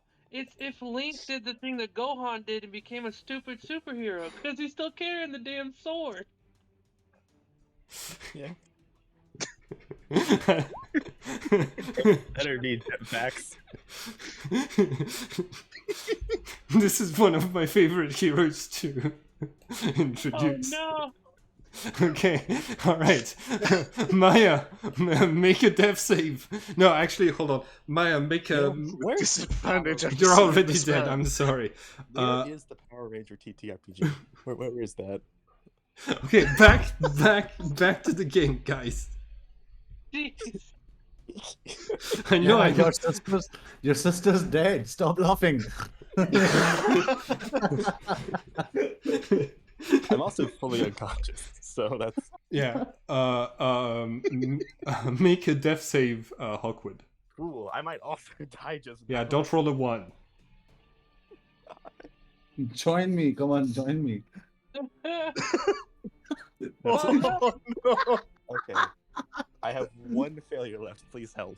Okay, No. Demeru, it's your turn. I don't even know what to do. In character, it feels like I almost ate him. I just have an iron deficiency now. That's not too bad. Okay, so Hero arrives next to you, puts his hand on your shoulder and says, it's all right. I have nanites too. I understand, but actually you can help him. You can interface with things with nanites and try to heal him. Just focus on. Teach me how to cast Cure Wounds through nanites. Do you have the Cure Wounds spell? That's what I'm asking. Is he teaching me it? No, he's basically telling you that you can do medicine without needing a medicine kit. Oh. Which Her has last something. medicine check would say otherwise. You're not helping. I'm not saying I'm not saying that Demiru has the skill. I'm saying she has the power. You got the touch. So she's Deku? All I'm power gonna- Oh, definitely. breaking put your my own fingers hands on trying to him. help people? And try and like focus out the hunger and focus in like trying to help. Yeah. All right. Eat the pain. Don't say that. Don't roll a natural one, or I will have to kill. No, I'm kidding. She already rolled one. Okay. Hero kind of just pushes you, does 3 poses, and says, "It's all right. I have more healing potions," and uses his action to put 1 healing potion in the mouth of Hawkwood, and moves right over to Maya. Like sees the ghost. Shrugs and uses his bonus action to give Maya the health potion. Maya She's dead. Maya is dead, unfortunately. Oh shit! Man. But you have we got you have 1 scroll of true resurrection for this campaign. Hawkwood wakes up. Where is he? Where's he? Where's the Power Ranger? I'm here. What's happening? Oh, I think she's dead.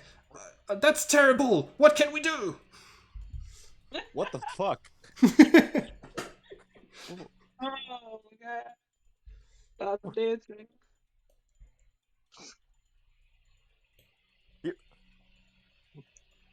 Ghost? What? Oh, poor Demira. Oh wait, I know. Everything she touches dies. Quickly, we can help me transport her in the back. And like you see that he makes a lot of like movements with his hands to kind of like point towards the way, and he's gonna grab Maya and by the hand and starts to pull her, and yells at your ghost and says, "Hey, ghost, hurry up too! We could still do something." Isn't she so large? Huh? Yeah. I'll come help. Okay. Very confused because last time I was conscious, Maya was alive. There was a dual sword wielding maniac, and there wasn't a Power Ranger here. So there's a Power Ranger. Demera is crying. Maya's dead. There's a ghost. I'm gonna make a quick roll. Seeing you confused, Hawkwood, Maya, the ghost is going to appear in front of you, and that can make you see that Maya is still here as a ghost. what the fuck? Yeah, Hey. even as dead, I can never be as lame as that Power Ranger. So I know that it's not me. Yeah, he does look really lame. Sorry. But The one person serving the day, we're all like, you lame. yeah, I'm gonna make ask so many questions later once I process all this. Ari, make an athletics check, and Hero is giving you advantage. It's just difficulty 10 to get your sister into a thing. I'm good at these, so. Cool. Hell yes. Okay, you you take your sister's body all the way to this large black metal cocoon, heavily secured. This is where this is the machine that Beltman came out of. Either that, or he was just in this room with the black cocoon machine. And you see Hero goes up to one of the monitors to the side, presses a couple of buttons, and the thing starts to open, and he says, quickly, put her in there."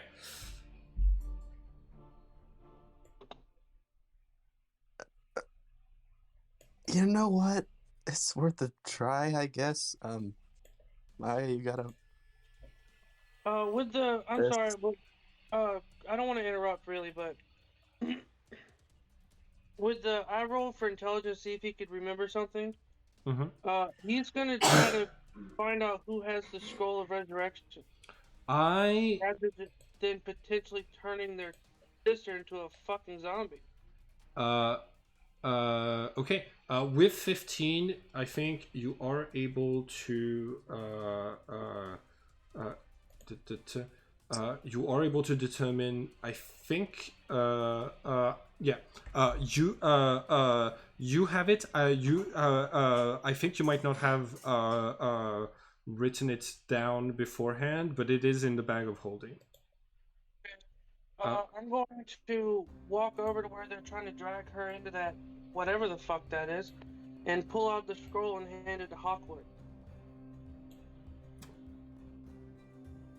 Oh, that's very valuable. But this machine here is what we use for the process. It's a dangerous medical procedure that is likely to kill you, but will enhance your body. And because it involves some psychic power, some psychic crystals during the transformation, we could actually reattach her ghost to her and have a chance of bringing her back without consuming the scroll of resurrection. But it might not work. Will it turn her into whatever the hell Beltman was? You see that the ghost just flies into the machine, and Hero is like, "All right, I guess the ghost has decided," and he presses enter, and the machine starts to come to life. All right, Maya. Yes. Maya, you're going to roll 1d20. It's a luck check. That's how many belts you get. Okay. 17.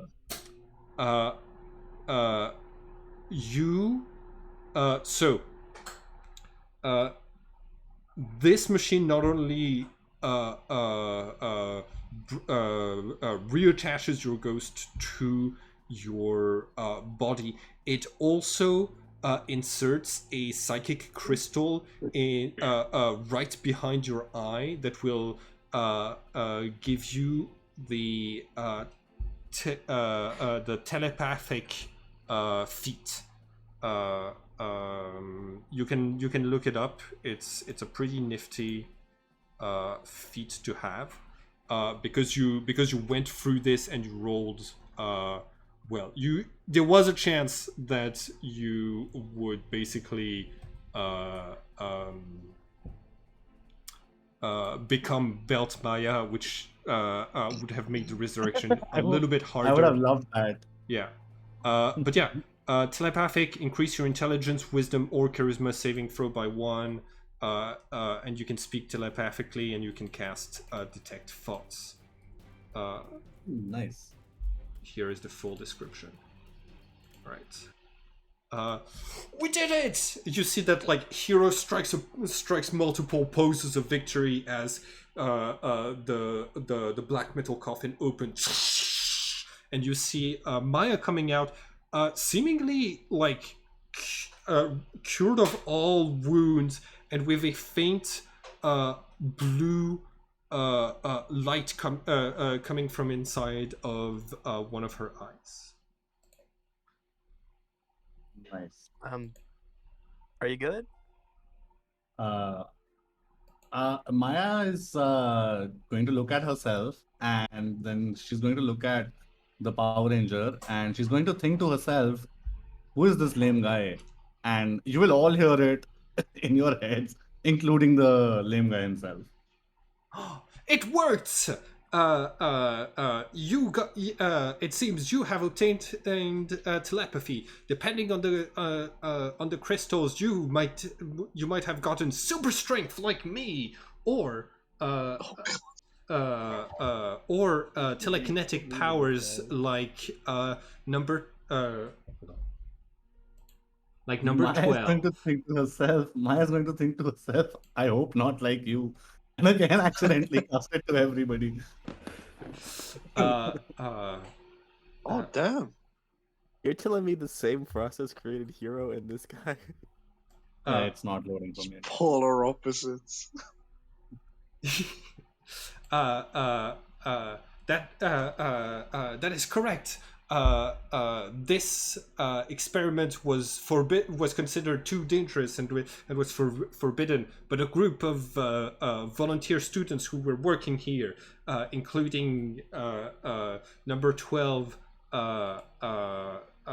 myself and a few others, we snuck into here and we went through the process, and some of us survived.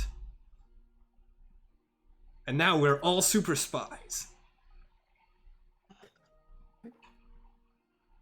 Well, those of us who survived.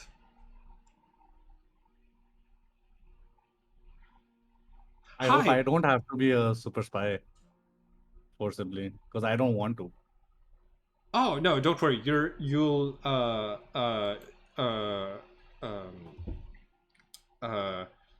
the Wissenschaft loses track of test subjects that went through the process all the time. You'll be able to leave. No problem. Don't worry. Thank God. I don't want to look like that at all. Call it whatever. Wait, this? No, this is my uniform, so the people of Lucretia know who I am at first glance and know that they're safe when I arrive. That's how spies work.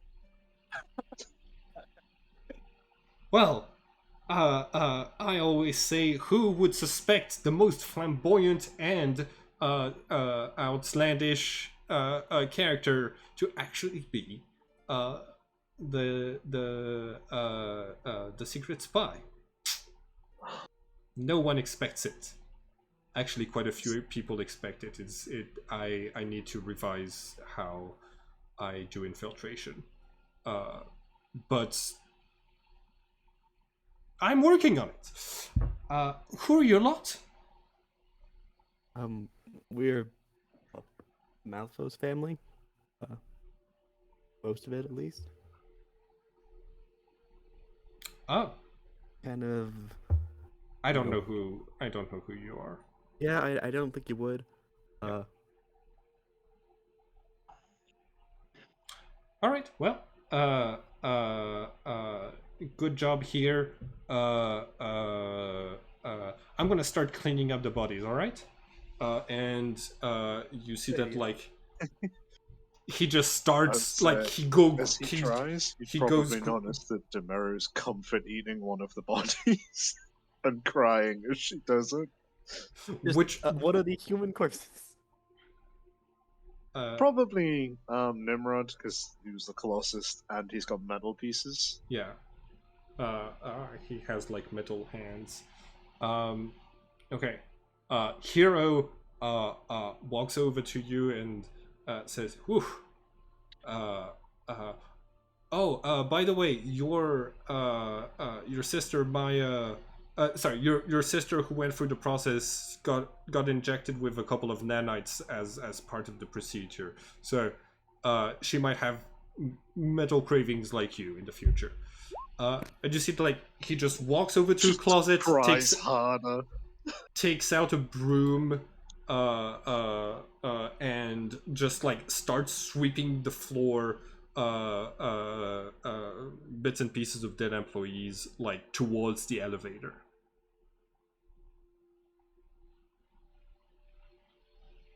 Does he offer it to me? No, he's just cleaning up this place of all of the dead bodies. Okay. Okay. And the magic swords, I think Kobach was taking yeah. I guess this is a good time to loot the corpses now. They're alive. That would make Demary cry even harder as she like offers it up. Can you repost what the swords are so I can put them in my inventory? They are let's see.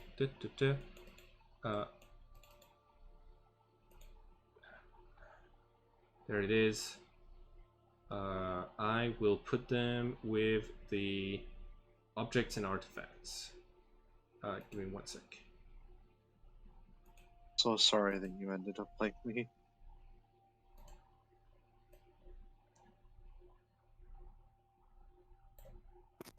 I think I might enjoy this. I quite like the taste. Oh shit! Demara's gonna look at Maya's teeth. Like, have they changed to similar to Demara's, or did Demara just get the short end of the stick? It hasn't. No other bits of Maya's appearance have changed. Beside the fact that there is like a slight blue tinge to her eye.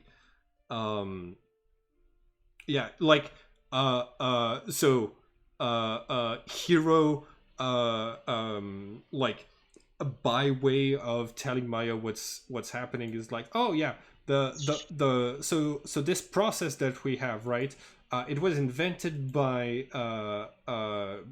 Prince Lucanor and his colleague the professor Locust Schwarzwald. And basically what you do is that you inject nanites from Los Logias into the patient, and a psychic crystal that's connected to the machine. That's why we're using a cocoon of the machine, and you replace part of the subject's blood with the blood of supernatural creatures that we found and killed, and depending on the percentage of replacement of blood that you get, you get different degrees of power, but also more likelihood of dying. So, for example, I'm at a 10% blood replacement, but for example, Dr. Schwarzwald is at 90%. He's one of the he pushed the process further than anyone had by experimenting on himself, and he inspired us to do the same things on ourselves. And you've probably met the you've probably heard of the big cat that hangs out with Prince Lucanor. She's also got. I think she's at 8% blood replacement. She also went through the process. Only animal who survived. Amazing little kitty. Oh. Does Maya now have the hunger, or is it not as extreme? You it's gonna appear over the next few days that you also like start to have cravings for metallic objects, and that your teeth get kind of stronger to be equipped so that you can chew through them. But apart from that, no other mechanical changes. So I was thinking that since my character did actually die, and you kind of as a GM Yes. did a Hail Mary over there. So because of the cravings, I am going to, whenever I have some free time or whatever, I'm going to accidentally, or not accidentally, I guess, under the cravings influence, I'm going to eat my own weapons. And I'm going to enter the next combat scenario unarmed.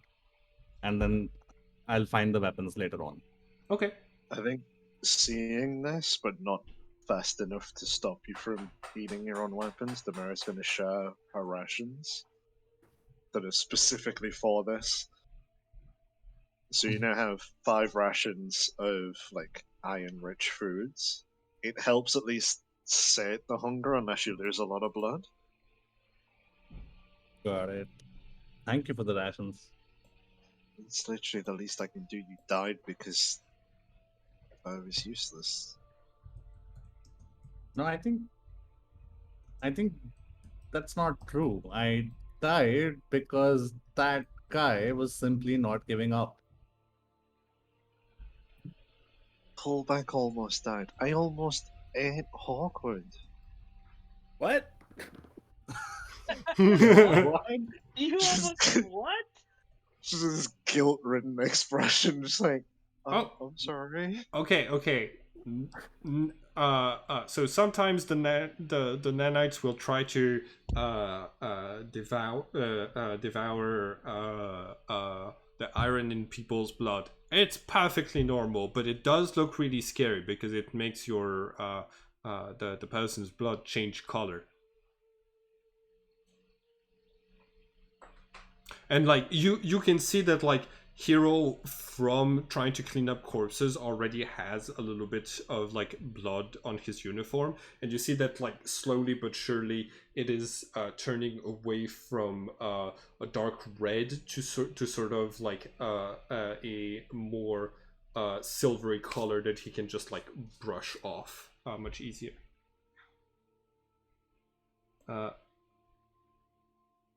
Okay, nice. So you combine platinum into a single sword that does extra fire and cold damage. Cool.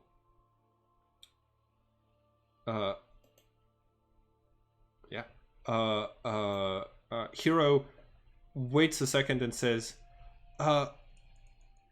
You said you're the Malifaux family, like I'm supposed to know what that is. Just making sure you're part of the organization, and I right, because I was telling you a lot of secret information. What organization? Wissenschaft. University ever called Wissenschaft. We built this place. Is that the people we working with? Is that them? Or is that the people we were sent here to stop? So in the folders of characters, Wissenschaft is basically the society that is the secret group that is headed by I think we were working Giovanni. with them. We were working with the university one. Oh right, yeah. They're the Hidden University is a project between Samael and Wissenschaft. All right, cool. So I wasn't spitting information. Yeah, not. All right. Well, it's gonna take me a while to clean this place up. If I need to find a working telephone in this place so that I can call for people to reman this this space. We can't let that big thing in the back fall into the wrong hands. What are y'all going to do? Well, we can't exactly question the Inquisition members now that they're all dead. So, I don't think we can get any more information what happened to the card unless you happen to know about anything. Do you know what the card incident? Oh, you're the people sent to investigate this. Yes. We know Arbiter Alistair, who's with the Azure Alliance, picked them up. We think they were spies. He used demons to do it. Yeah, so this base was left vulnerable, and I guess that's when the Inquisition decided to strike. They must have found out where we were. But you were there, and I was here, and we fixed the problem. Oh, that's good. You see that like he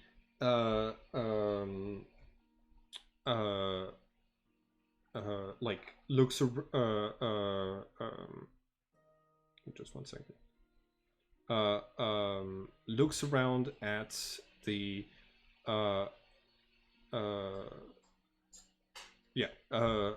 nothing. What are your characters going to do?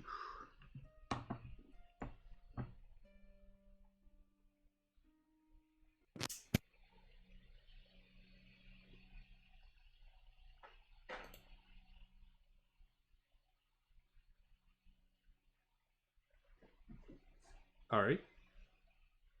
Were you saying something? Oh, is there? What can't I hear? Can y'all say something? Uh-oh.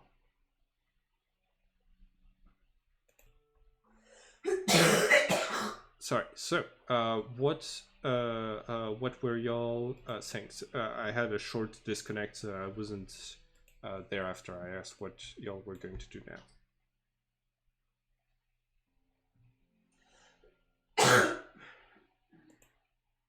Y'all? Sure. What are we planning? What are our options right now?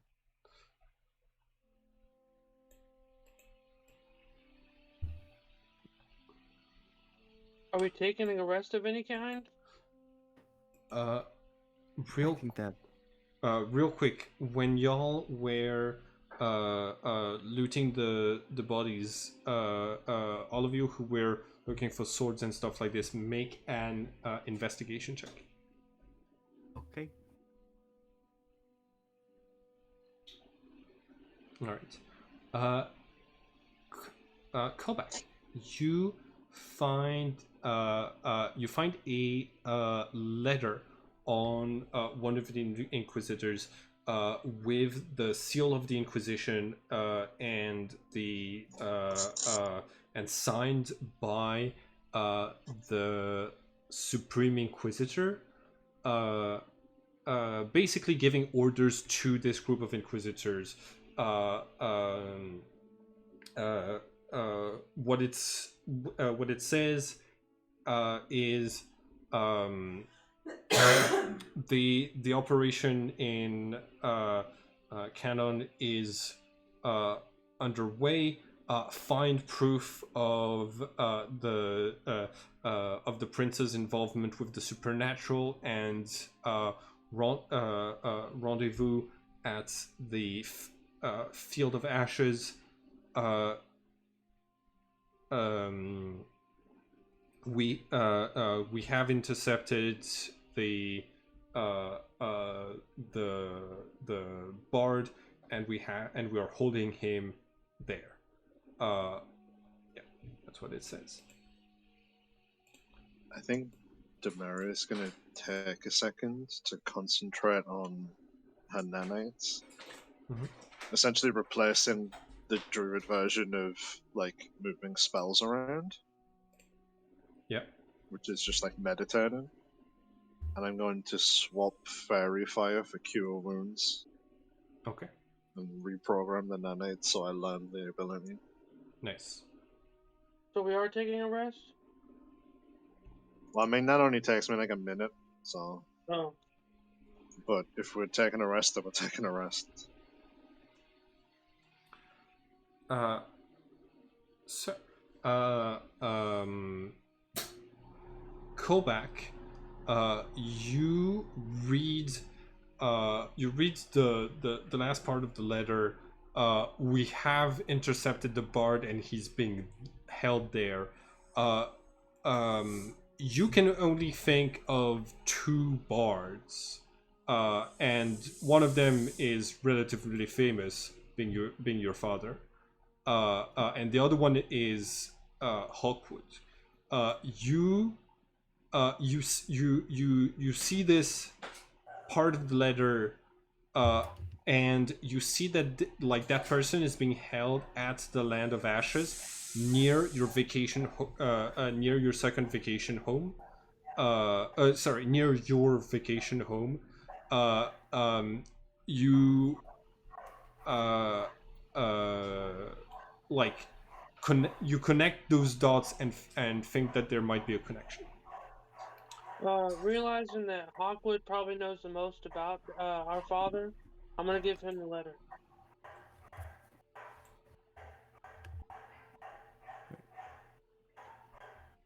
Could I, is...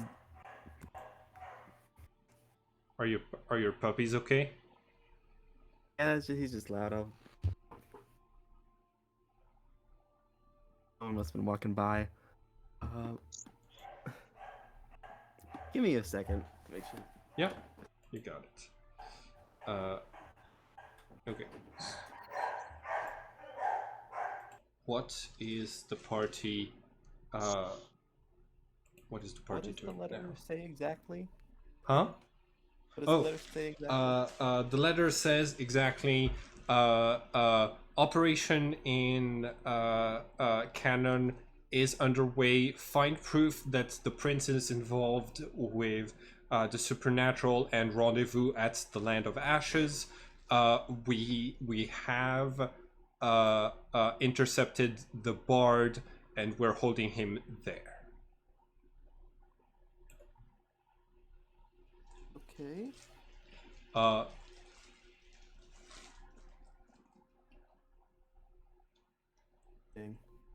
Okay, so the bard would be Daddy Warbucks. would be our father. Really the only fitting person for it. So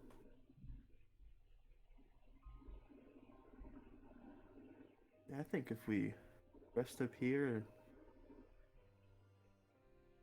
head out tomorrow morning towards Land of Ashes. You guys okay with that? Sure. Yeah. You hear Hero running full speed towards you down a metal corridor. Stop stops very close to you and says, "I hear you say that you are leaving. Do you want to use the super secret train?" Yes. Okay, we have a super secret underground train. It would be great for all of the people of the land to be able to use that system, but right now we're still working out some of the kinks and making sure the it doesn't explode halfway through the tunnel. But yeah, we have one of those. That's what I used that's what I used to get here so quickly. And I have my own locomotive and everything, so we can go anywhere in the country really quickly. Okay. They want to rest first. Yes, we do need to rest up a little. Well, there are if you want, the seats are comfy to sleep in there, but it is very loud, so you might just want to find the beds are usually on the bottom floor. Yeah, I'll keep cleaning this place and like keeps mopping dead bodies closer to the elevator. Quick question. I hate always being this player, but did we, was that a level up fight? Yes, that was a level up fight. Everyone is leveling up now. I almost killed a few of you. Of course, that was a level up fight. God damn it. Yeah, I level always up take right now? average these. I'm not risking that shit. I love doing it. My backup character for our other campaign has like 26 health or something at level 8. We're level 8. God. -3 constitution. That is so bad. Well, blood loss anemia will do that to somebody. Hmm? Chronic blood loss anemia will do that to somebody. Wait, is that the same character who's a wild sorcerer, wild magic sorcerer who's gonna blow up? Yes. I don't think that character is gonna last as long as you think it's gonna last. And I'm okay with that. And proficiency goes up to a 3. What I'm talking about. Oh, Bardic nice. Inspiration is a D8 now. Aha. I have extra attacks. That means everyone's gonna die. I'd say that was a pretty good fight. Demero now has trauma. She has Very revivify. Spells. I know Revivify is a spell. Is trauma also something that you're adding to the spell list, or is that more of a mood? It's a passive turn, I think. Hmm.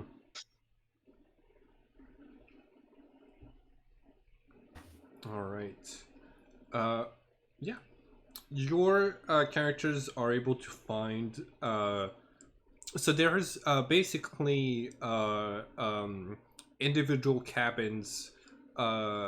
Each they're like pretty small, sort of like they were saving space, like you would see in a submarine. But all of them are highly personalized, with some of them, some of the people here growing mushrooms deep underground, other having put up different paintings on the walls. Those people are all dead, so their beds are available and probably not haunted. Your characters are able to take a long rest, and when the sun rises once again over Lucretio the next morning, you are woken up by the smell of fresh pastries coming from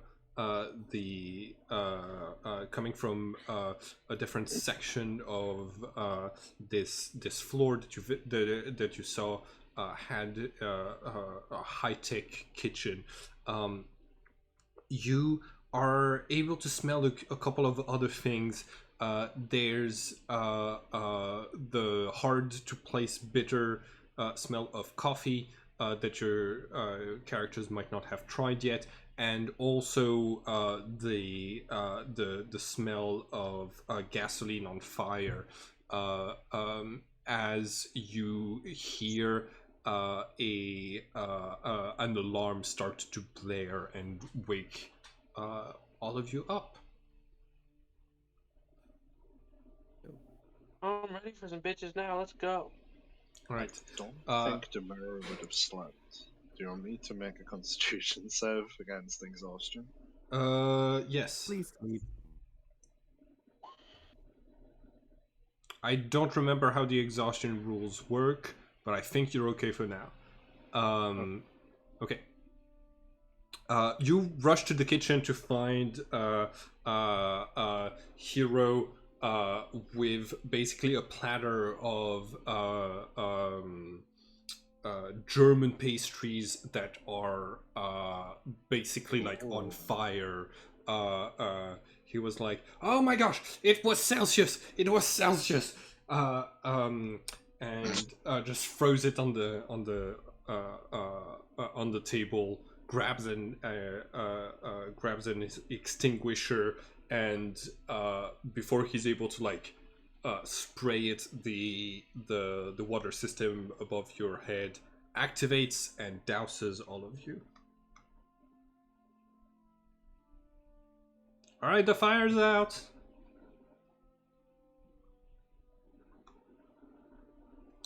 So everyone who was on this floor is doused in a little bit of water. Why? Huh? Why? I was making breakfast. I'm sorry. Oh, goodness. There's still coffee. And you see, like, he opens the pot, and a little bit of the rusty sprinkled water from the tubes above your head sloshes into the coffee cup. Well, that's useful, at least. Nice.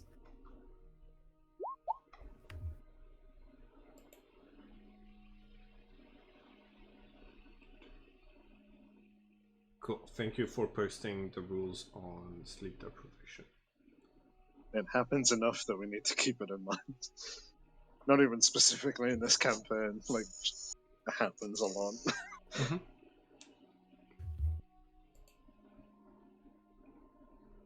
It's gonna happen to Reyna in the next Monday game. That's gonna be funny. All right. Your party takes a soggy but uh, um, uh, um, very traditional breakfast for Lucretio, and after that you head to one of the different floors, and you find this large cement underground tunnel with what appears to be a uh, uh, like large black subway with paintings on it of multiple characters themed with different colors making poses with heroes looming, like with the one that has the yellow, blue and green colors of hero standing above the others at like as the central figure.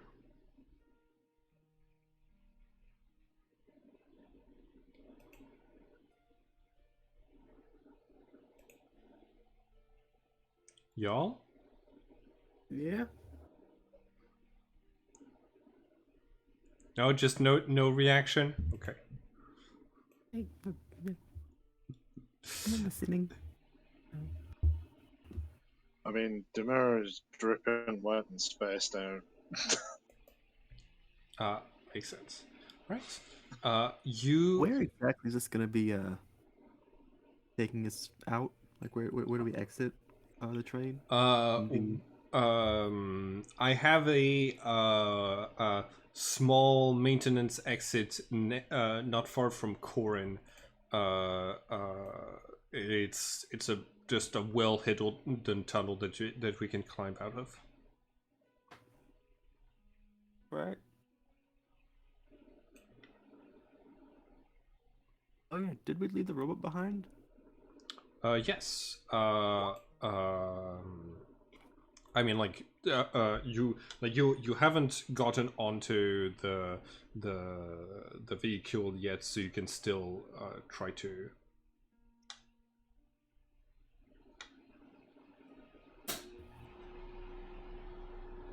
Yeah. You haven't really talked with Hero about Emmett. Yeah, I'll talk to him. Ask, hey, so met this robot fellow back in the Yes, you other let him floor. out of his cage. I put him back in there. Yeah. Can he go? I feel like maybe he doesn't want to be there. He is he is likely to be identified by and tracked down by the different factions who could benefit from using him. So right now, everyone is trying to excavate as many Los Logias as possible. So you have lots of people on the lookout for things like him. Where generally keeping him here for his own safety. Believe me, I would love to take him out on missions. He actually was okay with the idea of being painted red and having his armor customized a little bit. Oh no. But he just wants to be an author. Yes, that was part of the thing, but the it's not able to understand a lot of the conceptual risks because of the modern politics of the world. So it kind of just follows the orders of the first person it comes across that has nano machines. We didn't give it any orders, and he did not follow us when we asked him to. It seemed like he had his own free will. Uh, um, Whatever the case, decisions around that person are reserved for the people who work here, which means, I guess we work here. You all got employee meals, so on a technicality, I think we can decide what to do with Emmett.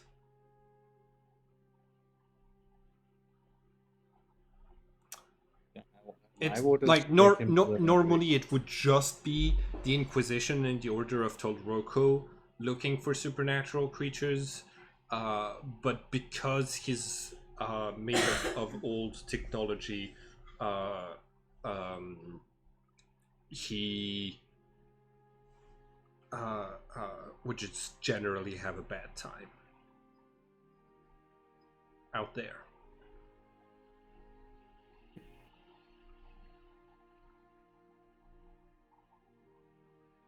All right then.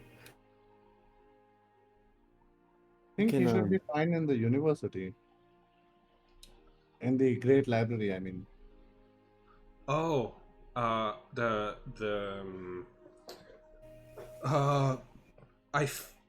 yeah. Maybe we could have him enroll as a student at the Hidden University. I'm gonna put out the paperwork for that. Good plan. Okay, you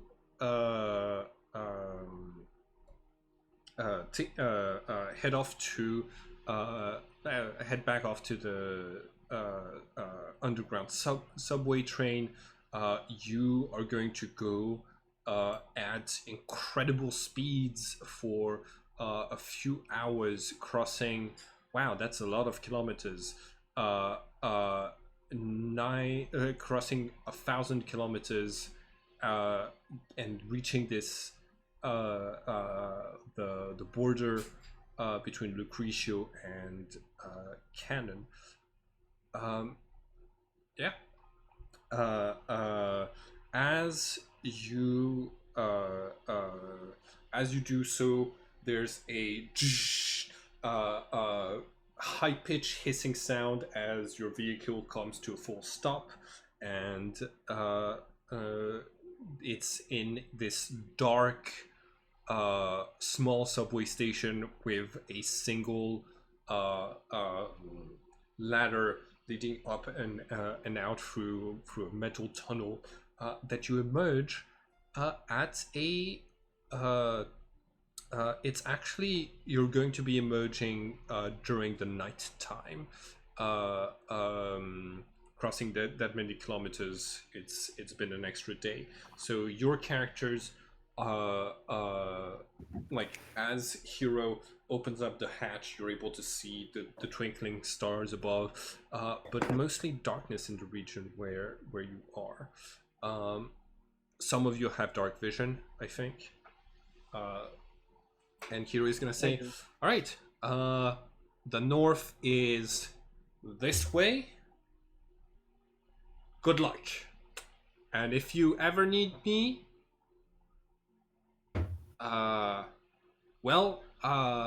you better hope I'm around. Goodbye. He starts to head back down. What an interesting character we've met.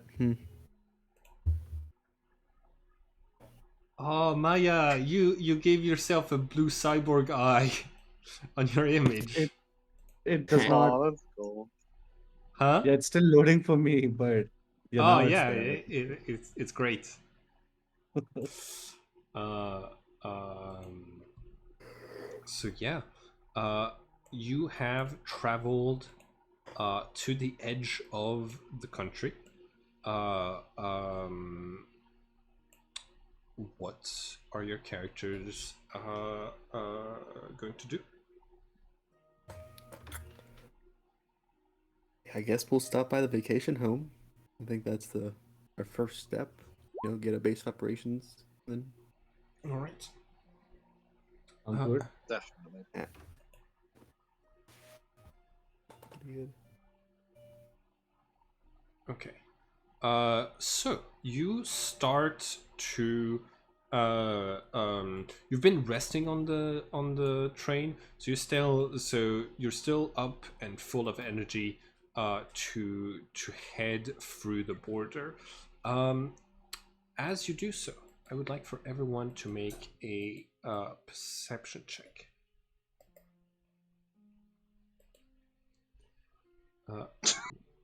Never saw Todoroki. I don't know. Wait, is that the bear that's white and black on one side and the other? It's the No, Fire it's and Ice Kid from My Hero. yeah. The what? Icy Hot from My Hero. Todoroki, the kid you can do ice and Oh, water with. yeah. That's okay. Got it. Good reference. All right, Maya. You're the first one to spot it. Maybe it's the light glow coming from your eye in the darkness. Maybe it's your elven heritage. You're able to see off in the distance a large wall manned by like you can see torches moving along like there's people patrolling it, and this wall extends from one part of the horizon to the other. It's about 20 feet tall, and it has like towers would appear to be once every few miles. I share that with the party, of course. Yeah, that's it. All right. As you get closer and closer, you realize there is a large fortified door that the road leads to in this structure. The door is closed. Are we standing next to the door? You are standing next to the door at this point. Yes. Okay. Yeah. This is a okay. Yeah. This is a large mechanism. It's actually so there isn't a lock pick. There's a mechanism that's inside that can be activated from the inside. So it would probably be more of an acrobatics check to climb, get in through some tight spaces and reach this mechanism. 20, excellent. Make a stealth check for me as well. You have disadvantage because the door is really loud. Okay, 16. So you get in there. Your time, thanks to the thanks to the lights of the torches, you can see when the next guard patrol is going to come through, and you're able to time yourself so that everyone is far away when the creaking of the sound of the doors open. There's actually two large doors on either side of this watchtower, and you're able to open both, clearing the way for your siblings to move and yourself to move westward. As the doors open, the siblings, you're able to see the sun rising off in the distance over the inner sea. This is the inner sea. I think no complication from this. As you're passing through this place, you're able to observe that basically this is a border wall, and that the on the walls are written instructions about how to buy a passport from the administration of Canon, and what sort of currencies they accept, and the likes. So immediately as soon as you leave the country of Lucretio, even the right to move around through places is something that is visibly taxed. Right. What are your characters going to do moving forward towards the vacation home? Do we need to buy a passport? If we want to try sneaking through, I can help with that. I mean, I've been out of the country, so assumedly I'd have one, right? You actually haven't needed a passport. I don't think any of you have come to Canon in a while. Canon is one of the first nations to request those types of papers. Would Maya know that a passport is specific to each person, or would she think that it's like any generic ticket? You can, if you're trying to figure out how this works, you can just look around this tower as you're passing through. Make an investigation check. Yeah, so they are like the rules are clearly written on the wall. They're making this a complex document so that it's hard to forge, but it has to have a clear description of the person,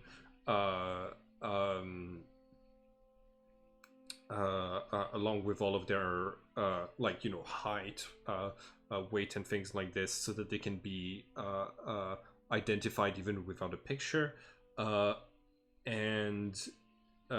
Yeah, it seems that the process of just entering this country is something that costs 10 gold per person as a border tax, and also to pay the passport. I can attempt to forge this, guys.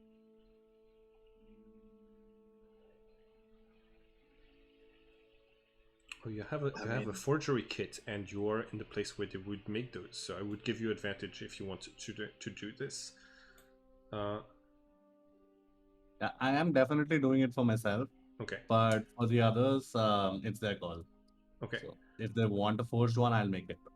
All right. I'm going to roll a luck dice. So, in the first, it takes you, I'm gonna say 1 hour in this tower to successfully forge a a canon passport. Now, during this, towards the end of this hour, 7 is okay. You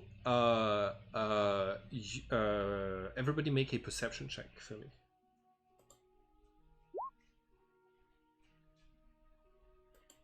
Highest rolls right now, Jesus. I didn't I know,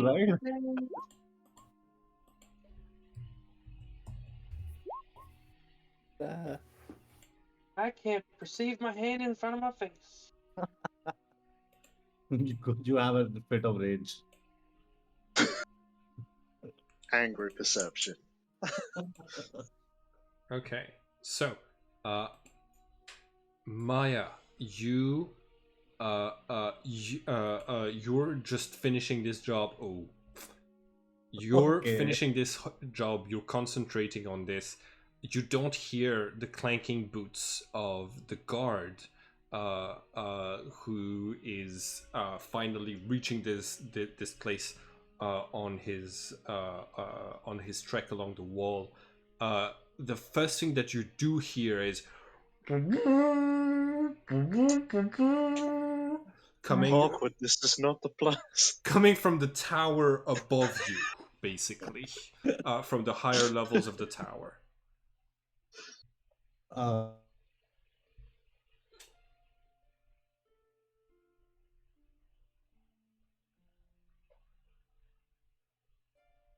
What do you do?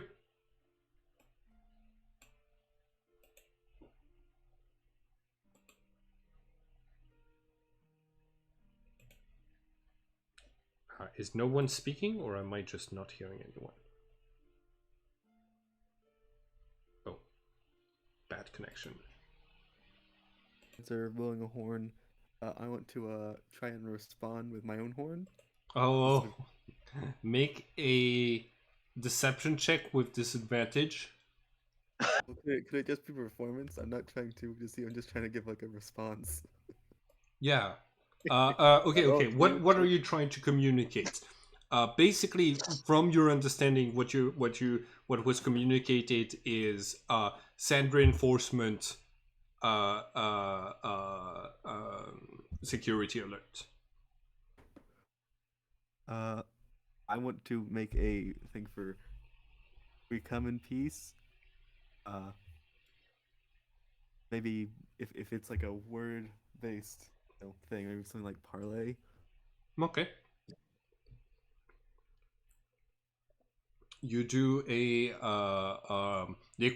musical equivalent of a white flag. You you hear someone above you yelling, what? You didn't see the signs that said no entry? Why are you trespassing? Did the signs say no entry? I thought the signs just said how to get a passport. I think that in the dark you might not have seen the like one of the signs outside, but the guard is going to let you know.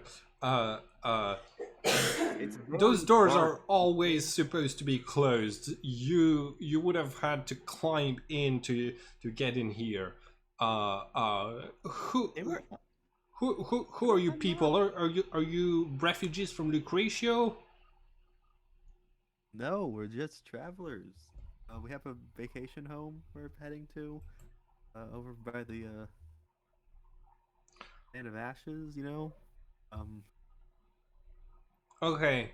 Well, I saw some of you working with the documentation with the documentation papers without supervision from an official. So the Didn't see us? Where are they? I thought they were like. They're here during the day, sir. My colleagues are on their way. Once they get here, we'll have a talk and we'll sort this out. don't go anywhere. Can they see us right now? I thought they were a floor above us. Can they see This that? person is a floor above you. I think there's a good chance that that person like is yelling from atop a staircase. So there's a large staircase all around the tower on the inside, with holes in the floor to go between them. So he's just a couple of steps down from the floor above you, and he's able to see you, and you're able to see him. Okay. Make a sleight of hand. This guard can't see you.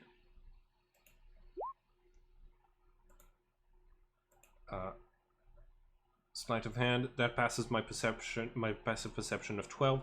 You're able to sleight it to call back. All right.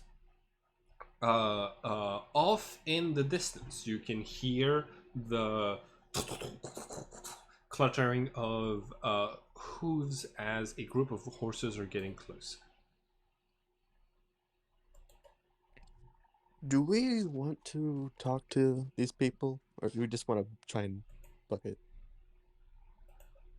I mean, I'm not fond of talking to people, but that's just a general thing. I mean, I think I can probably diffuse the situation, but I'm just asking if you guys would prefer to just go. I mean, I don't see how you would be able to convince them because we did jump over a wall. At least I did. So if you want to attempt it, sure, but I think they will evict us if you fail. If you want to run and hide, I can help, like as a group. I think I can be convincing. I mean, All right, I trust you, Hawkwood, then. Okay. All right. Um. uh, so you are you hear the horses slow down. Some of them are starting to drink outside, and you can see a few guards dismounting and coming through the gates that opened up on your path to freedom. One of those and those couple of guards are accompanied by this is gonna lag things for a second, but a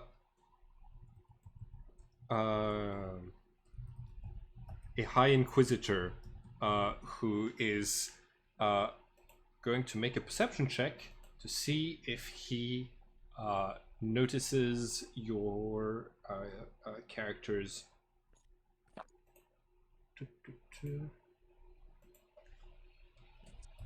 Kovac, do you have the sword in your back?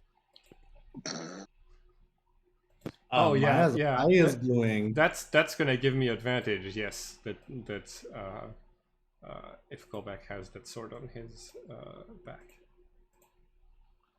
Okay.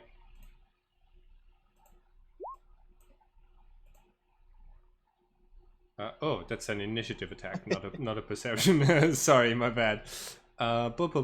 Perception. Okay. High Inquisitor Grey has those giant glasses that are really fogged up in the early morning, and so basically he spends the whole interaction like barely seeing you.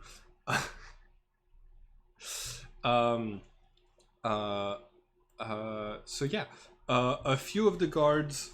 So like yeah, there's 4 guards that come in, and the High Inquisitor. You see that the guard that was there, that was already present, comes down from the stairs and says, "These people were trespassing. They were using our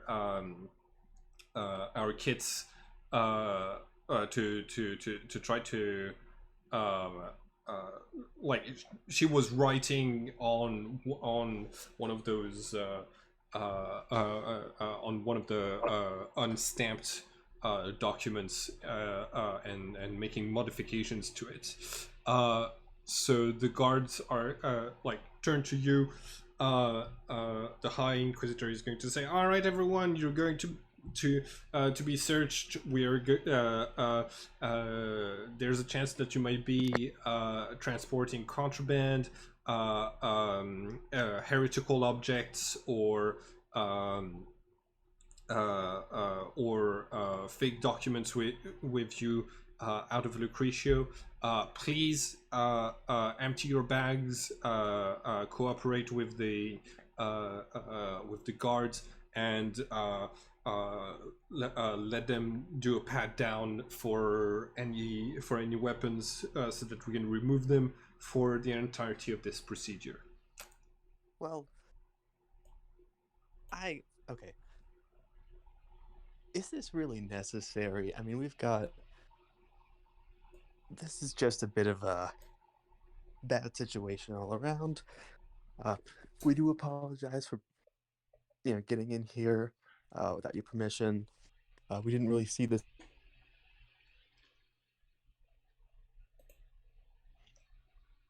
You didn't really see the signs? What? You didn't really see the signs? Yes, the signs. Right.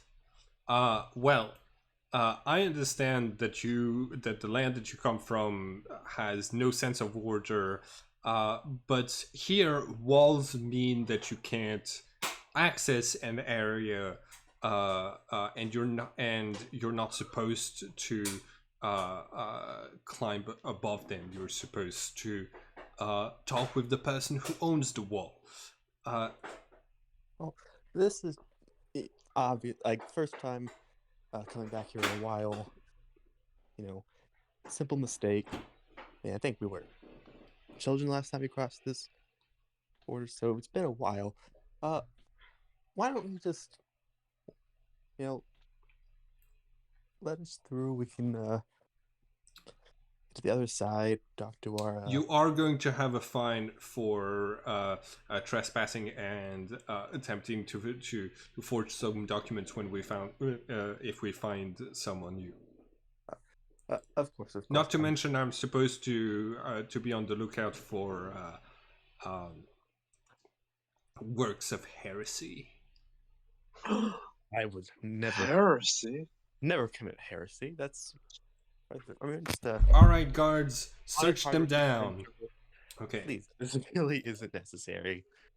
So I'm going to make one roll per character. Those guards have terrible perception. Wait, are you this isn't gonna go well, because Kolbak's literally gonna say no one's touching me. We're all gonna die. I mean, Okay, so I am gonna attempt something then. I am going to say to the guard, I was holding on to it actually. Yes. I'm gonna say the door was wide open. The door was not closed for us, and the guard is obviously has found some unfortunate pilgrims on their way, and he's trying to blame his incompetence on us. I'm sure in his past, with his actions right now, I'm sure that his past has been riddled with mistakes already. And this is we do not want to, we do not like this treatment that you're dishing out at us. Make a persuasion roll. I'm going to tell you, it's a difficulty 25 if you're trying to do this without a bribe, and depending and if you do attempt this with a bribe, you can lower the difficulty. Problem is, what I don't have anything to give them as a bribe. I don't have any money. That's right, because you hadn't traveled out of Lucretia in I am going to attempt them to give them a potion of my purple skin dye, and I'm going to tell them that it's a love potion that I found on my travels. Heresy. Oh, I forgot about that. You're gonna try to do that to a guard in front of the Inquisitor. No, I forgot about the heresy part. Yeah, a love potion is magic. Yeah. It's like, oh, you want some heresy? Have some heresy. All right, so I'm gonna tell them it's not a magical potion, but a herbal potion, like with roots and stuff. Yeah. It's food So dye. that will increase their potency, uh, virility, whatever. okay. Would Make Callback understand what a bribe is? huh? Would Callback understand what a bribe is? I I think that make a history check. Difficulty 8. Actually, that is a good question. If Maya doesn't understand money, then how would she also understand a Oh bribe? my gosh! No, Kobak does not understand bribes.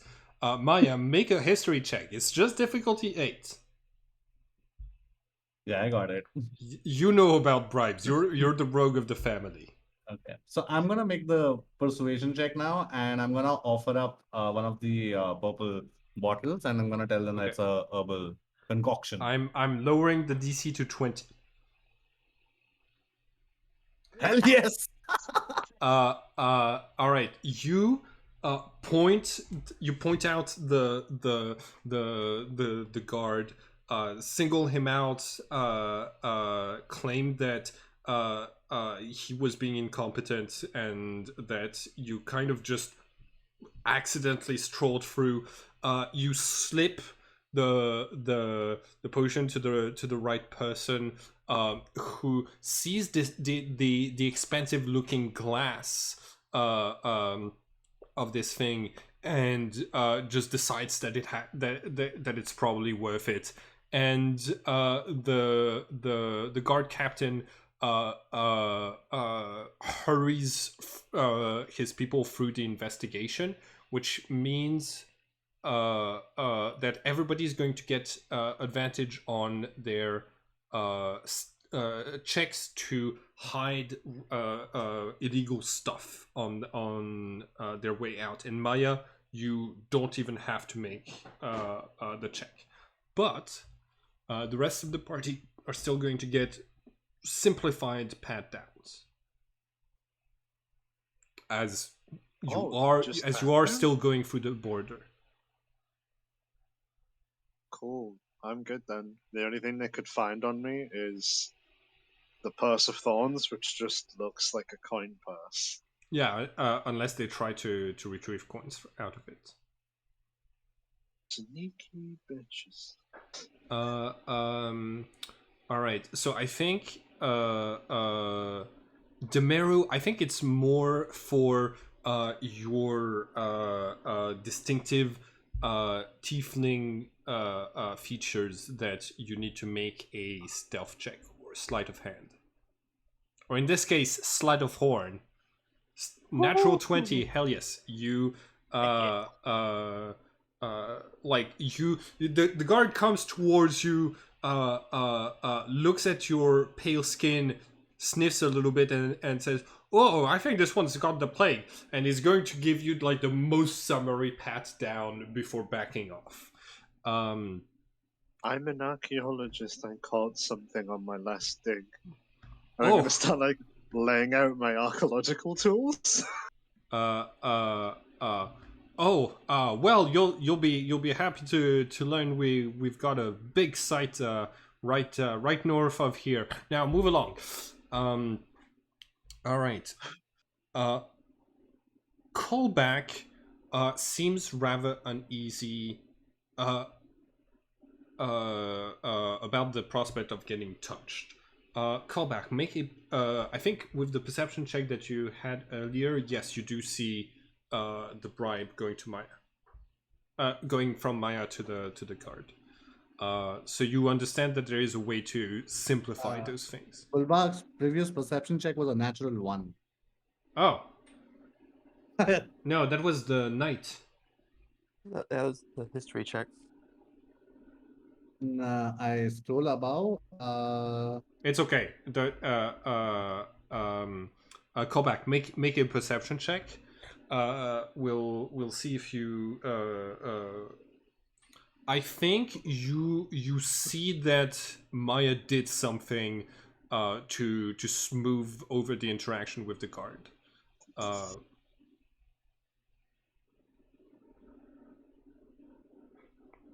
Hawkwood is also not through. Hawkwood, you can see that Kobak is tense at the prospect of this pat down. All right, can I motion for the Inquisitor? Sure. Through his foggy glasses, the Inquisitor comes towards you.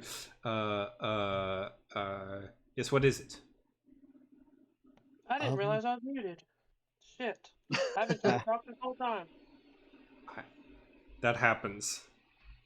I was gonna say, because he doesn't fully understand money, but he kind of understood what Maya did.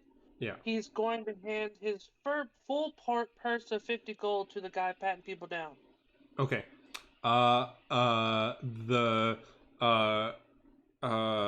Make a persuasion check. The difficulty is 5. With the amount of money that you are bribing this person. Fuck. That is. Okay, good. You see, he takes it, gives you gives you a pat down. You see, he notices a couple of things, but he's just going to slip the coin purse in his own bag and says, "You're all good. Move on through." All right. Oh, no one's gonna check me. Haha. Ari. Huh? Oh, no one's gonna check me. No. The Inquisitor is. I wouldn't have motioned for the Inquisitor if Kobak got through. Okay. All right. I thought Kobak was getting hold up, so. So, how are you going to get through? I mean, do the guards seem like they find it? Because the only thing magical on me is just it's really just the sword, isn't it? It's the Sunblade. Yeah, the Sunblade. I think then that your difficulty for sleight of hand to get it through customs is going to be pretty low. I'm just gonna say it's a difficulty 6. Are they taking any weapons or just like at all? You see that they put your weapons aside during the pat down and then hand you back your weapons. Okay, I think I'll just let the pat down happen. If they, I have a plan. If they do try to do something. Okay. Make a sleight of hand check, difficulty 6, and you have advantage thanks to Maya's bribe. Sleight of hand. 13. You get through. The whole family passes customs and enters the land of Canaan. You know, it's bad. The fantasy customs is easier to get through. You know, it's yeah. Worst case scenario, I was just gonna menace that, whatever you call him, Inquisitor. You walk for a few hours along the roads of Canaan. You enter this large area where the grass does not grow, and the place is filled with gray ash and dust, the land of ashes. You see large fossilized um, like uh, forms that testify to the volcanic nature of this place in the past, that spewed lava and then it had it cool off in strange shapes, sometimes looking almost uh, um, like enormous wings or enormous limbs of something larger underground. You get through this, avoiding a couple of seeing in the distance a couple of archaeological dig sites and a large camp of Inquisition soldiers, basically camped around a small village with a castle standing on top of it. You keep going until you reach the beach and you see the vacation home. You enter this place, find its architecture to be rather similar to the one of your own home. All of you haven't been here in a while. The place is not dusty, and as you start to look around, you realize there's lots of cupboards and closets in this house that is absolutely brimming with silverware, clothes of very, very different sizes, and so like it's a large home, but it's mostly being used as a storage room for insane amounts of wooden bowls, wooden plates, silverware, and things like this. You also find a like a large display of a weapons racks on the wall that just has 20 assortments of swords and daggers. Libraries just full to the brim of books, a lot of which are actually the same book 5 different times. So yeah, you start to look around this place, and we're going to leave it at that for today's session. Oh. I feel like that's a good cliffhanger. For reference, in case not everyone has played Skyrim, this is what it's the kind of objects that you collect a shit ton of in your inventory when you're looting everything, and then you have nowhere to place it. Your father. How many copies of a lusty Argonian maid does he have? Exactly. That's what I was saying. There's like 5 copies of a lot of the same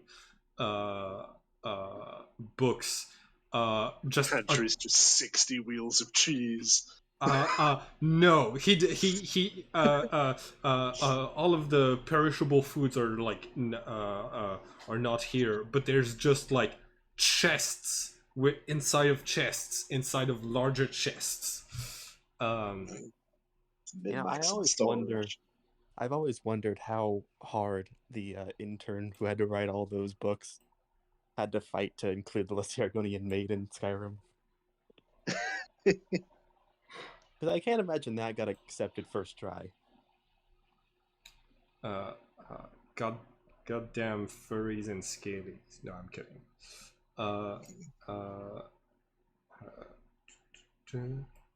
All right, everyone leveled up.